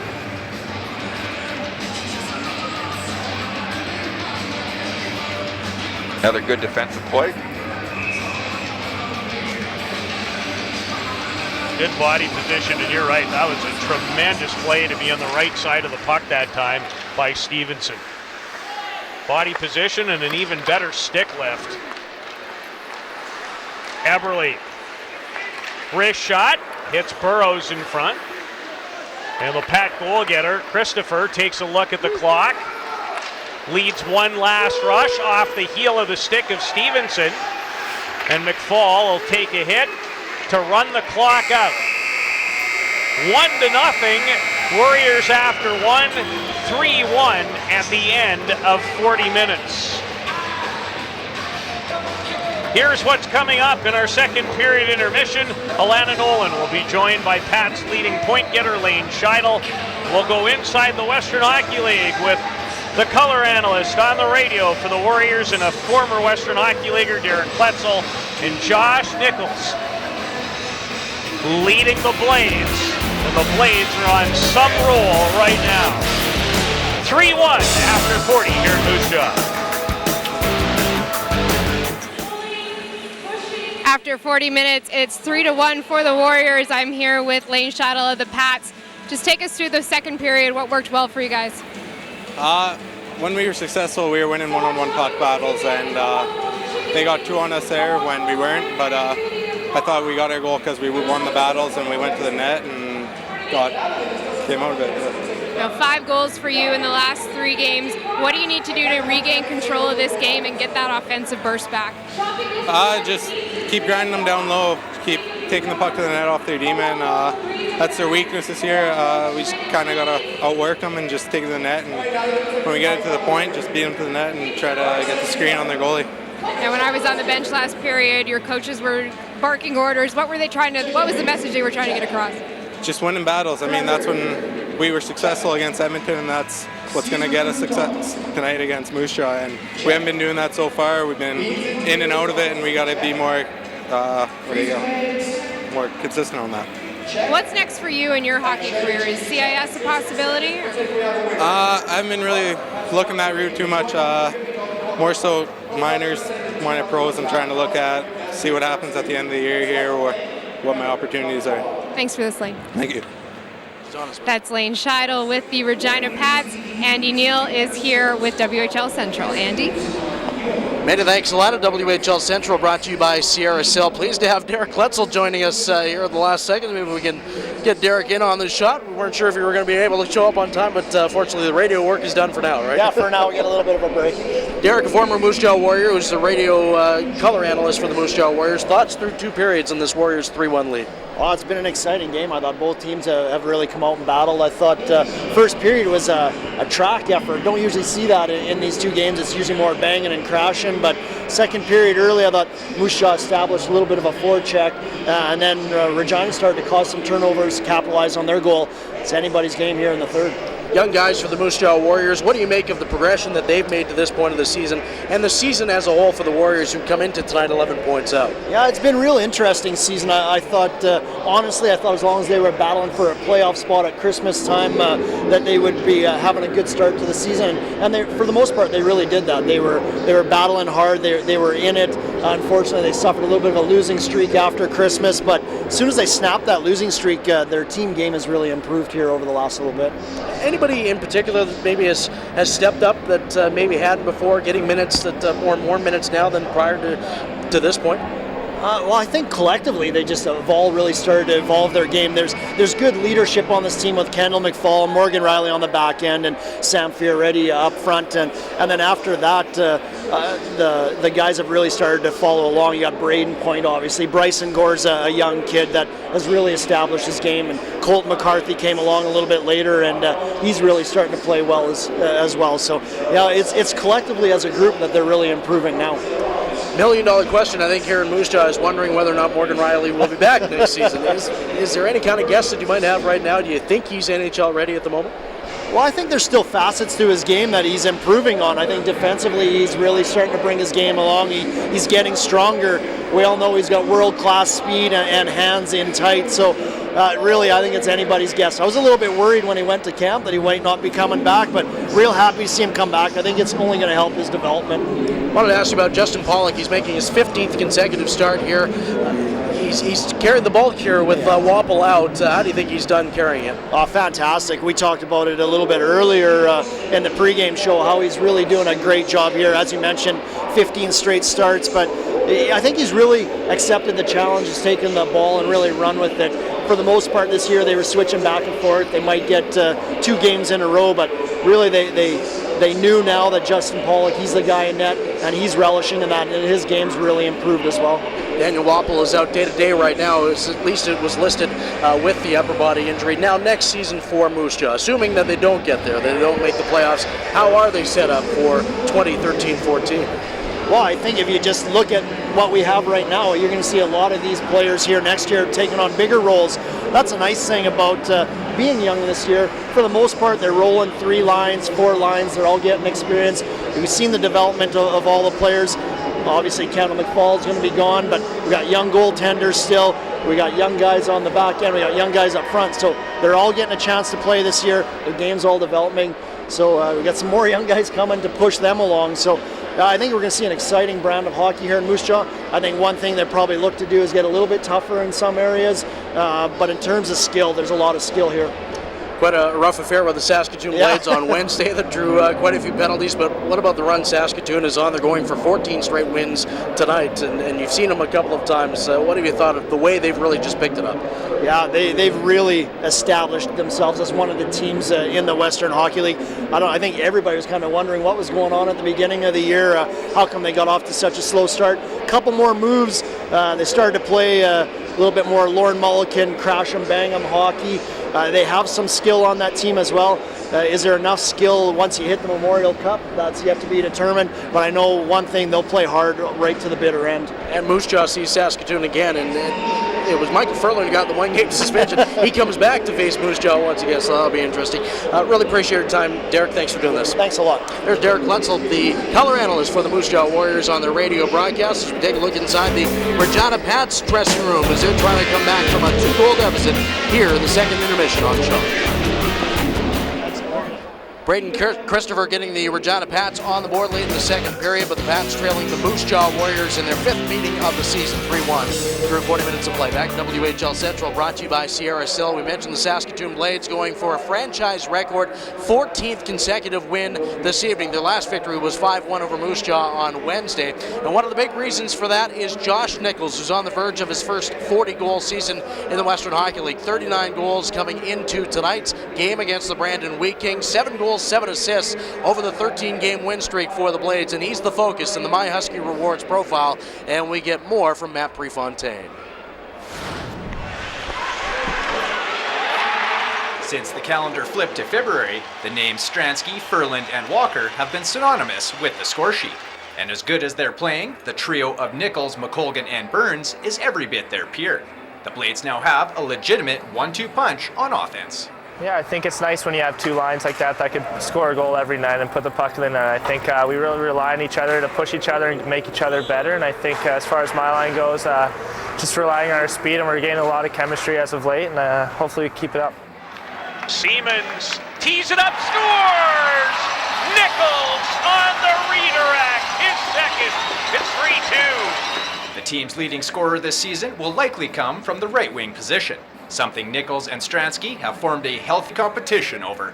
There definitely always is. I mean, we live together, same billet house, so I mean, there's always that little competition, but it's good for us. I think we push each other to be better, and you know, it's always fun being ahead, or it's a motivation when you're down, so it's a lot of fun. With a franchise record, 13 straight wins heading into Friday night's game against Brandon, the team's on-ice success is translating at the gate. Yeah, I think just, you know, last Monday we had a big crowd, bigger than usual on a weekday, so I think you're starting to see the fans come out, which is nice, and I think we're working hard just to be the best we can, and the fans are coming out, and it's a lot of help for us. As an impending free agent, the 20-year-old hasn't let his undrafted status deter him. In fact, the product of Tsawwassen, BC is thriving in this Memorial Cup campaign, on pace for 50 goals and a career high in points.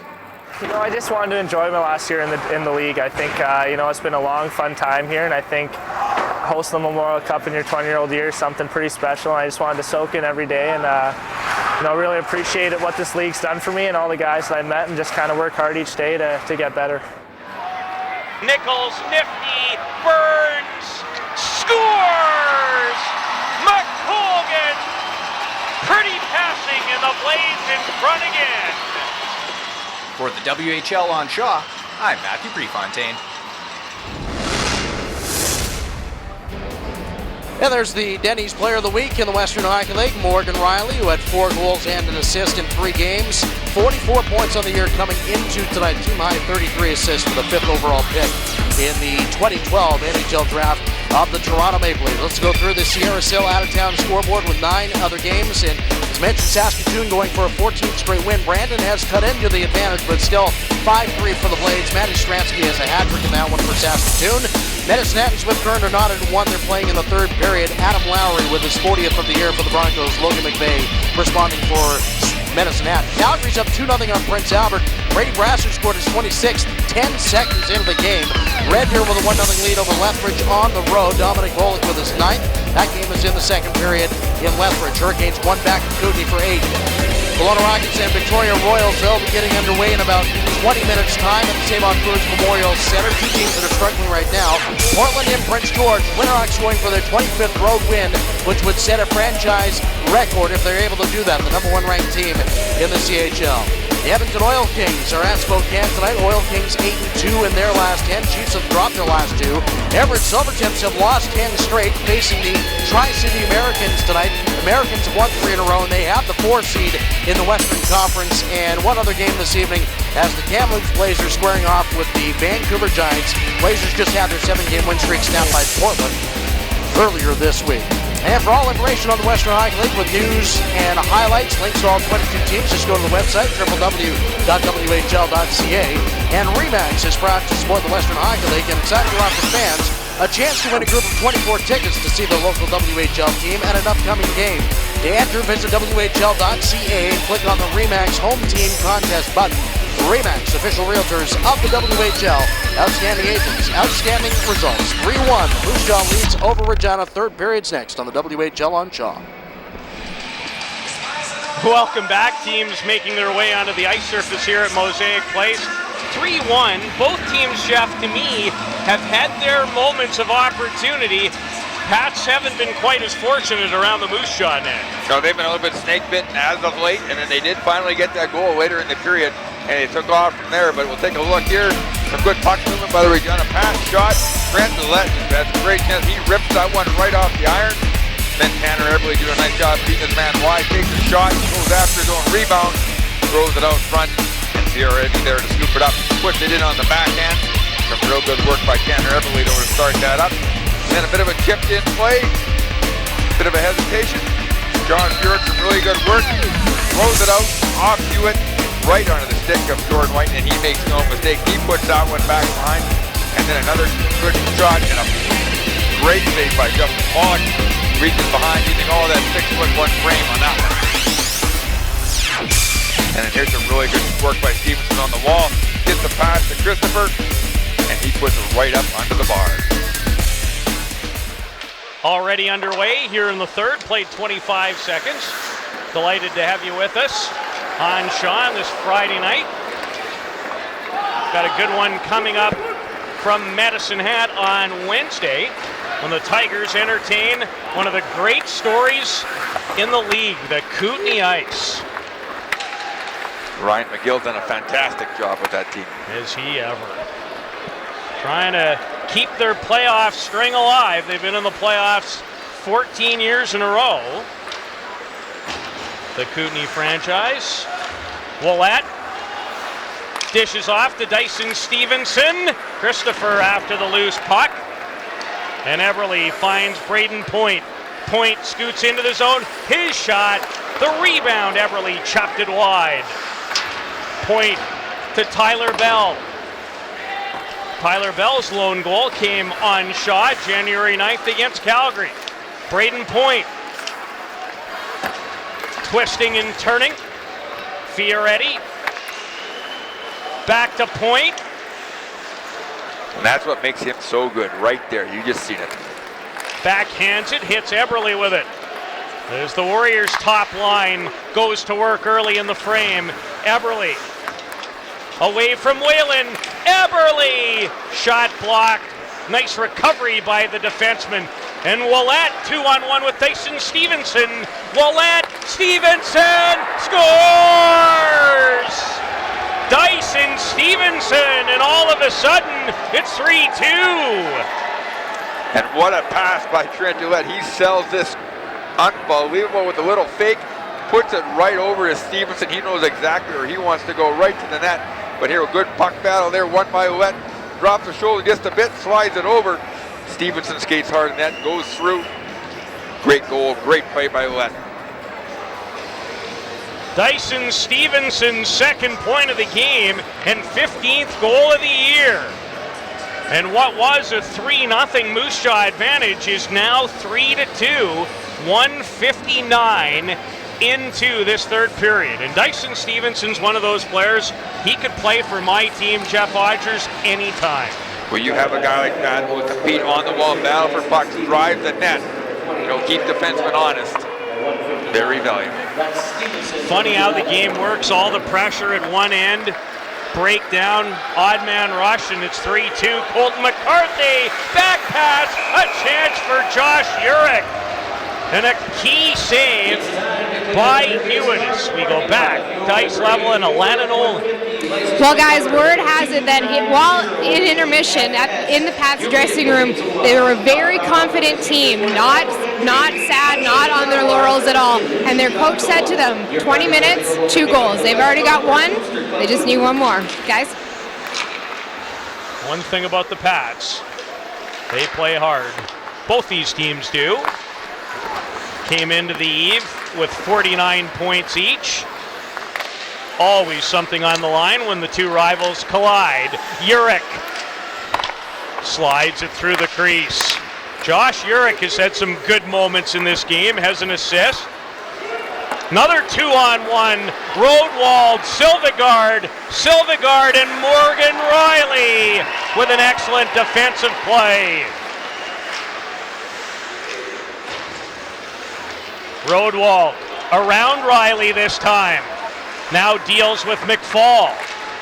And McFall upends him. Jack rolled well very hard on Pucks. First one on the 2-on-1 with Silvergard, just putting in his skates, then drives wide. Williams into the zone now. Tip! Pollock might have got a piece. Good feed to Chandler Stevenson. Regina Pats going to net hard here to start this third period, while rewarded with 1 goal because of it. Braden Point, his shot hit Colby Williams. Kirk Johnson now, down low. Fioretti involved with Colby Williams. Cycles it to Point. Johnson off of Scheidel to the corner. Eberle now, he'll shoot it. Loose in front. From his knees, Fioretti is stopped. Another chance for the Warriors 11. Fioretti takes over one more time. Hewitt, I'm not sure how he found it, but he did, and he stopped it. Well, Sam Fioretti has 3, possibly 4 shots on that shift. 1 from his stomach, 1 from his knees, shooting from all angles, all positions. This Moose Jaw Warrior forward group, they just keep moving their feet, and they don't quit. There's no give up. There's a one kind of from his back. Then he's on his knees to get the shot. Now we go back to the other end. Regina chance going to the net. And you're right, Pollock got a piece of that. He did get a piece. Great chances at both ends as you can feel the intensity turned up a couple of notches here in the third. A lot of it to do with Dyson Stevenson's goal at 1:59 from Trent Willett that turned it into a 1-goal game. Klimchuk's nearly stole it from Brown. Pretty good recovery by the Chicago pick. Bryson Gore bumped up by Hack. Centered in front, and Willett may have saved a quality scoring chance. Not might have, he did. No shortage of effort at all, either side, start of this third period. Hack tripped up at the line. Pat Conacher gave it to the trailing referee, Adam Biplow, with authority, I might add. Was the word please in there anywhere? No, it was not. Kirsch didn't even start with P. Bell and Dyson Stevenson, and Stevenson wins another board battle. Dyson Stevenson, 2 points in the win in Edmonton on Wednesday, 2 more here tonight. Burrows, good step up in the neutral zone. McCoy carries in. Mark McCoy. Pats are changing. Doucette bodies him off the puck. Burrows again at center, gloving at the puck. And Brooks chops it in. Burrows up in the play all the time at the red line, all the blue line, really forcing issues for the Moose Jaw Warriors 3 times in a row, caused turnovers to benefit his Pats teammates. Justin Pollock making his 15th straight start. A look at Travis Brown and Jordan White, who right now is the go-ahead goal in his first game back in 20 from a concussion, his 5th of the season. That goal back at 8:07 of the second period that made it 3-0. And a real tribute to him, how he's skating, how much he worked on his conditioning, kept himself in shape to be able to produce when he makes his comeback. Carter Hansen to Morgan Riley. Riley off the stick of Whiten. This will be icing. The Eastern Conference standings. It has been interesting to say the least. Take a look at Edmonton Oil Kings, of course, out front. Saskatoon Blaze with their month of February, January for that matter, vaulting themselves up in second spot.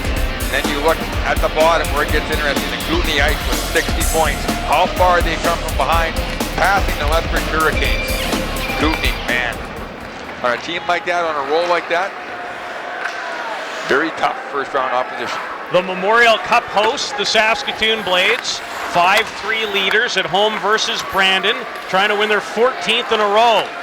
And they'll be in Moose Jaw. And the Warriors and Blades, the last couple of years, they don't like one another very much, Jeff. Well, and it was really ramped up last game at the end of the game. Moose Jaw not happy with the way that ended. Should be an interesting one here tomorrow. Riley, stopped by Hewitt, backhand try by Eberle, goes wide. Riley scores! Morgan Riley off Moose Jaw leads by 2. And here's just an example of the ability that Morgan Riley has. To be able to skate like that, head up, pick his spot, stays down low, comes around, able to put it in. But just the way you can move your feet, skate yourself out of trouble, skate yourself in an offensive position, get the shot, stick with it. One step off the goal line, goal. You know, and a lot of guys, they get this puck here, they want to shoot it before they get up past that goal line. Morgan Riley with the sense take that extra step, so he does at least have an angle, a tough one as it is, but he gives himself a chance to score. And now in conversation, and a heated one with a linesman after scoring his 12th of the year, his second point of the game, and right back come the Pats. Who knows where this game's headed? Getting better as it goes along. Burrows to Stephen Hack, returns it. Chandler Stevenson, Burrows. Hack down low towards Scheidel. Scheidel with it now. Scheidel, Chandler Stevenson, and Klimchuk trying to draw the Pats back to within a goal. Travis Brown. Off his skate and into the mesh and out of play. You know, one of the guys for the Regina Pats, up-and-coming defenseman, second-year defenseman, played as a 16-year-old, just 17 years old, wearing the A this year. Kyle Burrows been very good defensively, very solid, holding the red line, holding the blue line, causing turnovers, producing offensively also 2 assists in that big win over Edmonton versus the Oil Kings. Great opportunity late in the season, get this kind of ice time, this kind of exposure, plays in all situations, 5-on-5. He's a good one. To me, he's made some great strides over the last year. First time I remember watching him play was on television at the Canada Winter Games in Halifax a couple of years ago.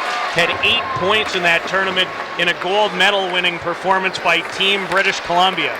And that team had some pretty good players, Jeff, i.e. Nicholas Patan, i.e. Sam Reinhart. Pretty good group. Here's a chance for Mark McCoy, who backhands it wide. And a penalty on the way to the Warriors. And the Regina Pats going to go on the power play here. Good job putting pucks to the net, going to the net hard. Looking for scoring chances at the very least. Hoping to draw penalties. Urich coming down from his point position, help out defensively, and ends up taking down McCoy for the penalty. Josh Urich, 16-year-old forward, takes his seat. The Pats move back to the power play. Mike Stothers' look says it all. Chatting with assistant coach Mike Vandenberg. You happen to know him pretty well, my guess. Burrows, his shot tipped. Former teammate of mine with the Brandon Wheat Kings. Another one of the all-time good guys in the game. You are not wrong. Everly and Burrows. Warriors shorthanded. Everly didn't see the pass coming, and Heddy might have been in a scoring location. They waved this one off. Looked like it could have been icing on the Pats, and the Warriors, of course, can ice the puck. Hewitt involved in a collision behind the play with Fioretti. And way behind the plate. Matt Hewitt goes behind it. I didn't get a good look at that, but Sam Fioretti couldn't get out of the way of Matt Hewitt. Here we'll get a look at it, plays it. Penalty or no penalty? Well, Matt Hewitt did skate into him. It is your job as a forward to avoid contact. Didn't really answer your question. Yes, you did. You know who else answered it? The guys who matter. No penalty. Klimchuk on a Warrior power play off the skate of Jordan Whiten and out.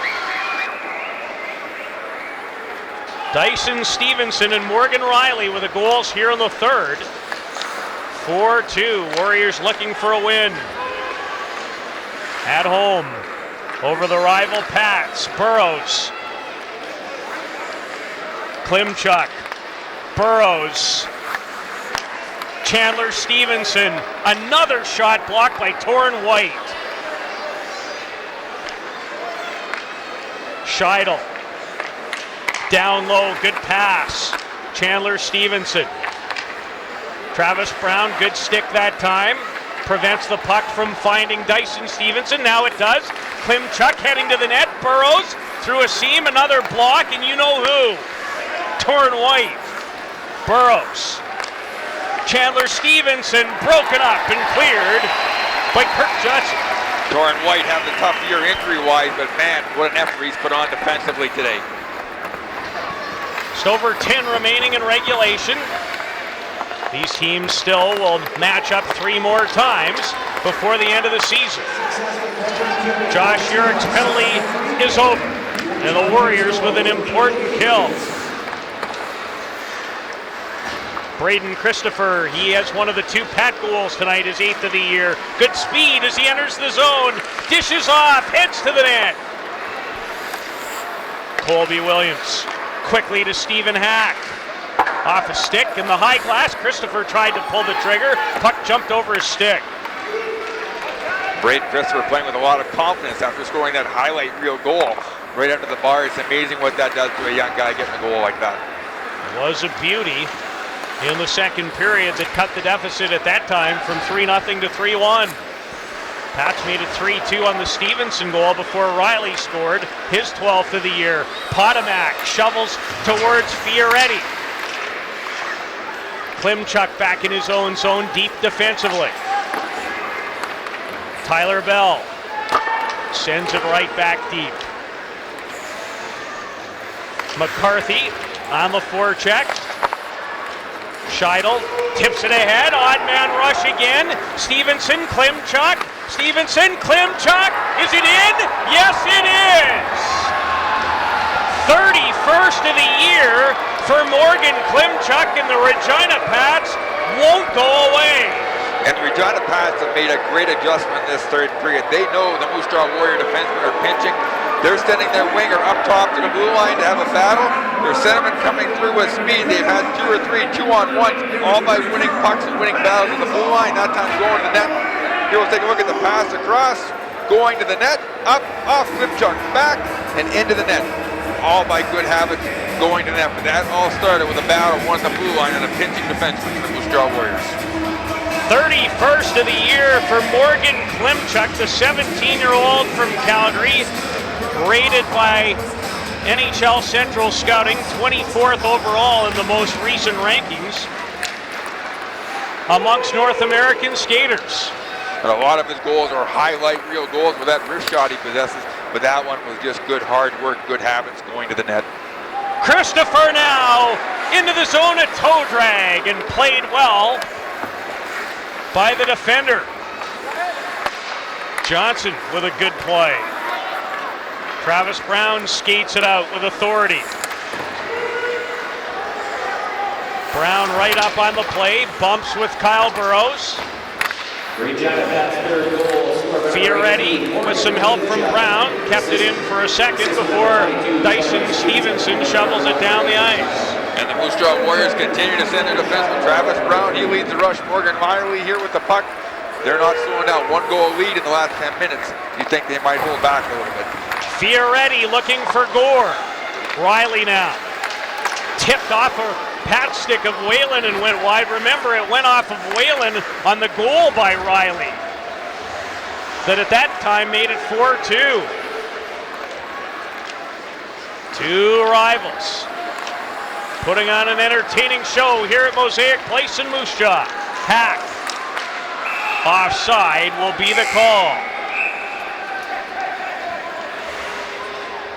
The Pats still in it, thanks to Klimchuk's 31st of the year. It's the Western Hockey League on Shaw. Stag Chili, proud to be the official chili of the Western Hockey League and founder of the Saves for Success program, which will contribute up to $30,000 for minor hockey.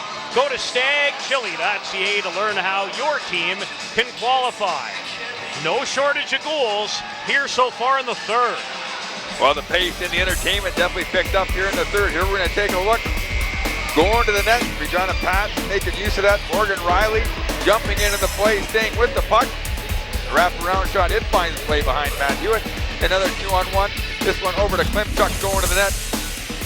It's 4-3 for the Moose Jaw Warriors. Blaine Scheidel also drew an assist on the most recent goal by Pat Conacher's club. Scheidel now with points in his last 7 games. On the ice again, number 21, the overage forward.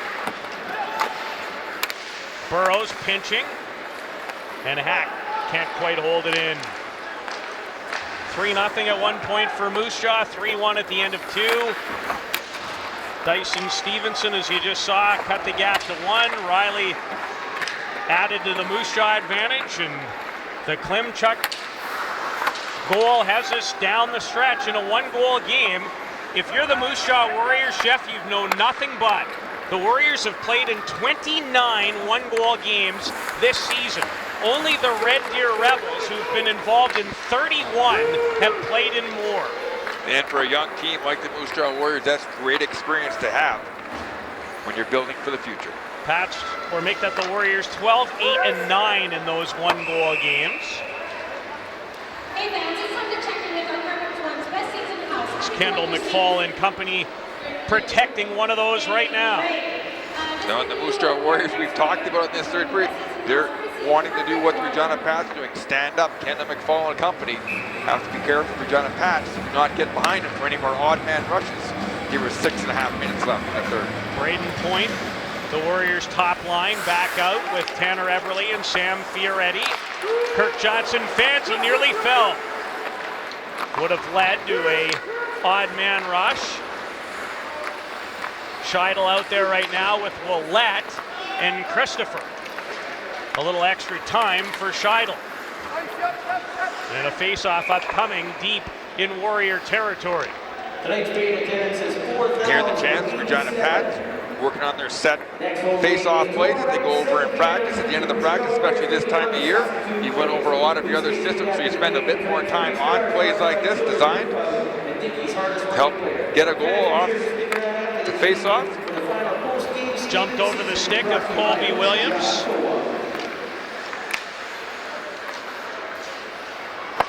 Williams, 17-year-old defenseman, just recently turned 18, 17-year-old by hockey terms. Johnson, Fioretti, Darian Henry leans on him. Fioretti with a goal in the game, his 29th of the year. Pat's able to keep it in. Johnson had trouble with it, trips up Christopher. There'll be a Pats power play with 5:32 remaining. And the Pats coaching, or make that the Warrior coaching staff, their body language, if we show you the bench, not happy. Well, and really you can attribute Regina Pats defenseman for drawing this. Henry steps up, keeps the puck in. Williams makes 2 plays where they keep the puck alive. That puck should have been out 3 separate times. It's kept alive for Regina Pats defenseman, forcing Moose Jaw to take a penalty here with 5.5 minutes left. Kirk Johnson from Red Deer, Alberta. Mike Stothers' team. At one point led by 3, now it's just 1. And they find themselves shorthanded. Warriors 12th in the league shorthanded in that percentage. Gore, some great work. Created an opportunity. Stevenson to Klimchuk, to Dyson Stevenson. Broken up and cleared. Nice play by Ken McFall on the 2-on-1. Kyle Burrows to Klimchuk. Dyson Stevenson carries on, and now Riley shorthanded. Working on a forward. Riley, glove save off the skate of Burrows. Morgan Riley, so accurate with that wrist shot. Every time he shoots, it's a scoring chance or a rebound, it seems. Jeff, there's some players that are good players, some that are great, and then there's game changers. That's what Morgan Riley is. Well, he has the ability to, with his stick and his feet, such a great skater. Willette going to the net. Christopher now. Backhand. How did he even get that away? Good stop by Pollock. Pollock's been good. He's been solid. in his 15th straight start, and he's just 17. The Warriors' young goaltender, Christopher, with that confidence around Riley, still with it. He has a goal in the game. Williams, Silvegaard, Emil Silvegaard. Williams to Braden Christopher, traffic in front. Hits McFall, and he rifles it down the ice. Real good puck movement, sent up that one-timer by Williams off the end of the stick. Didn't get as much on as he would have liked. Nail-biting time now.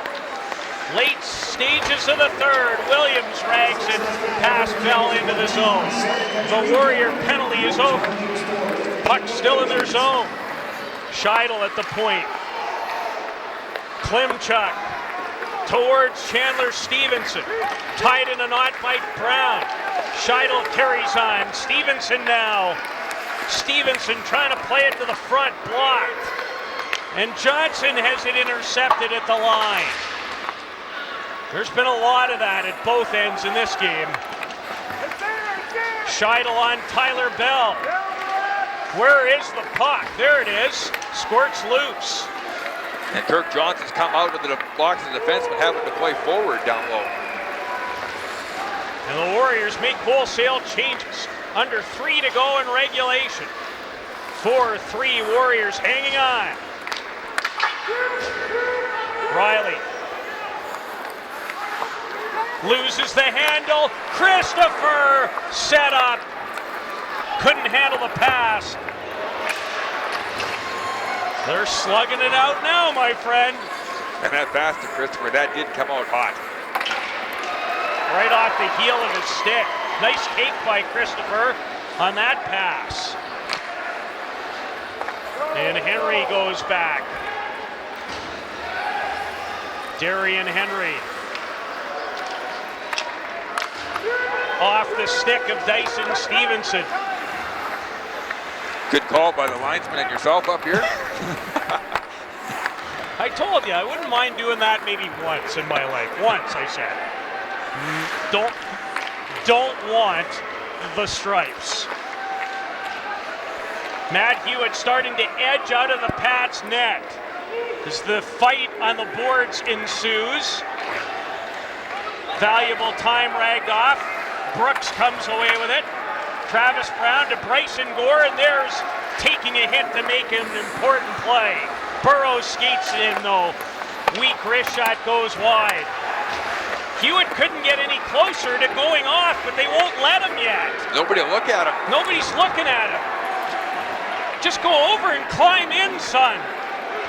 Now they get okay. Now he does. That was funny to watch. Somebody please tell me what to do. He was about 8 feet from the bench, like, would somebody notice me? Stevenson, Dyson, net empty, Burrows, Klimchuk, Colby Williams, deflect backhander, stopped by Pollock. Williams in behind Klimchuk, 42 to go. Scheidel in his skates, and Carter Hansen will skate it out of trouble. And the Moose Jaw Warriors finally get a change. They've been out there for about 1 minute and 10 seconds. Great ending to this one. Williams shovels it in. Riley flips it out.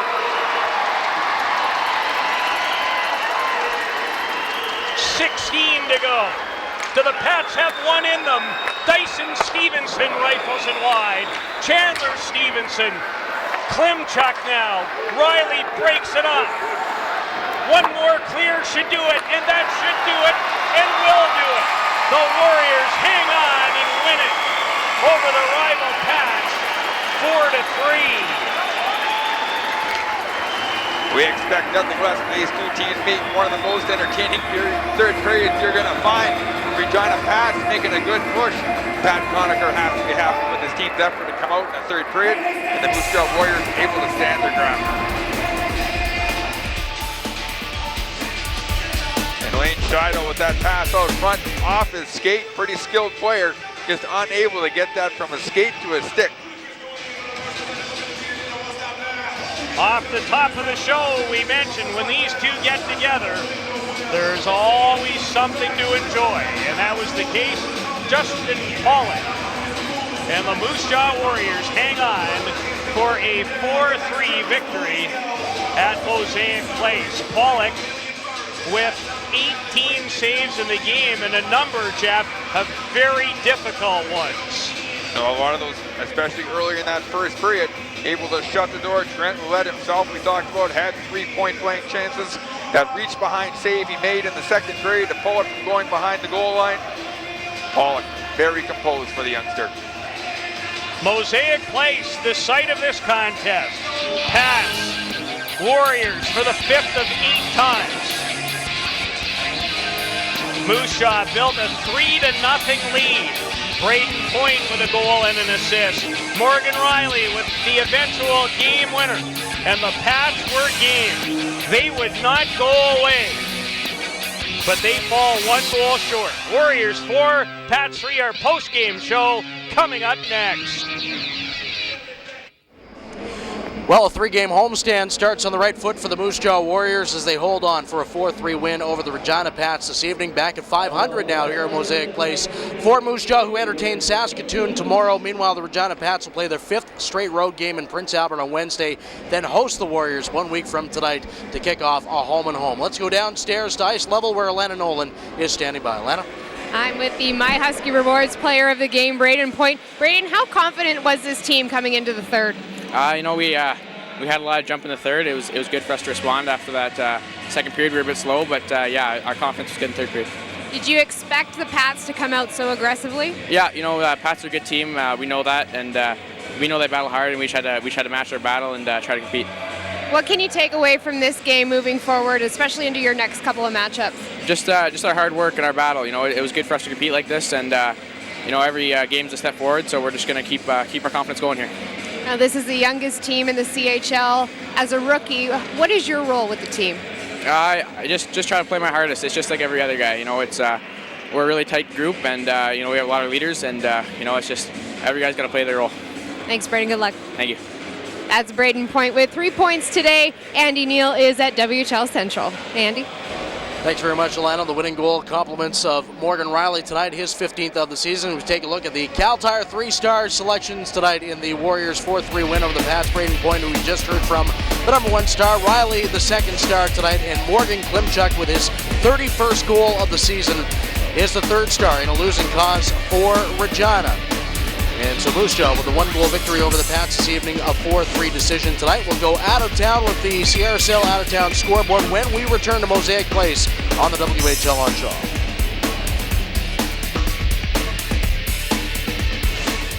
Nine games on the Sierra Sail out-of-town scoreboard. The Saskatoon Blades closing in on a franchise record, going for their 14th straight victory this evening.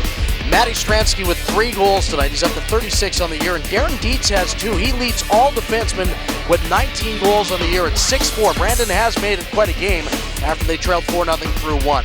Meanwhile, in overtime, Swift Current Broncos and the Medicine Hat Tigers in Swift. Adam Lowry's 40th, and Logan McVeigh for the Tigers scoring in regulation in that contest.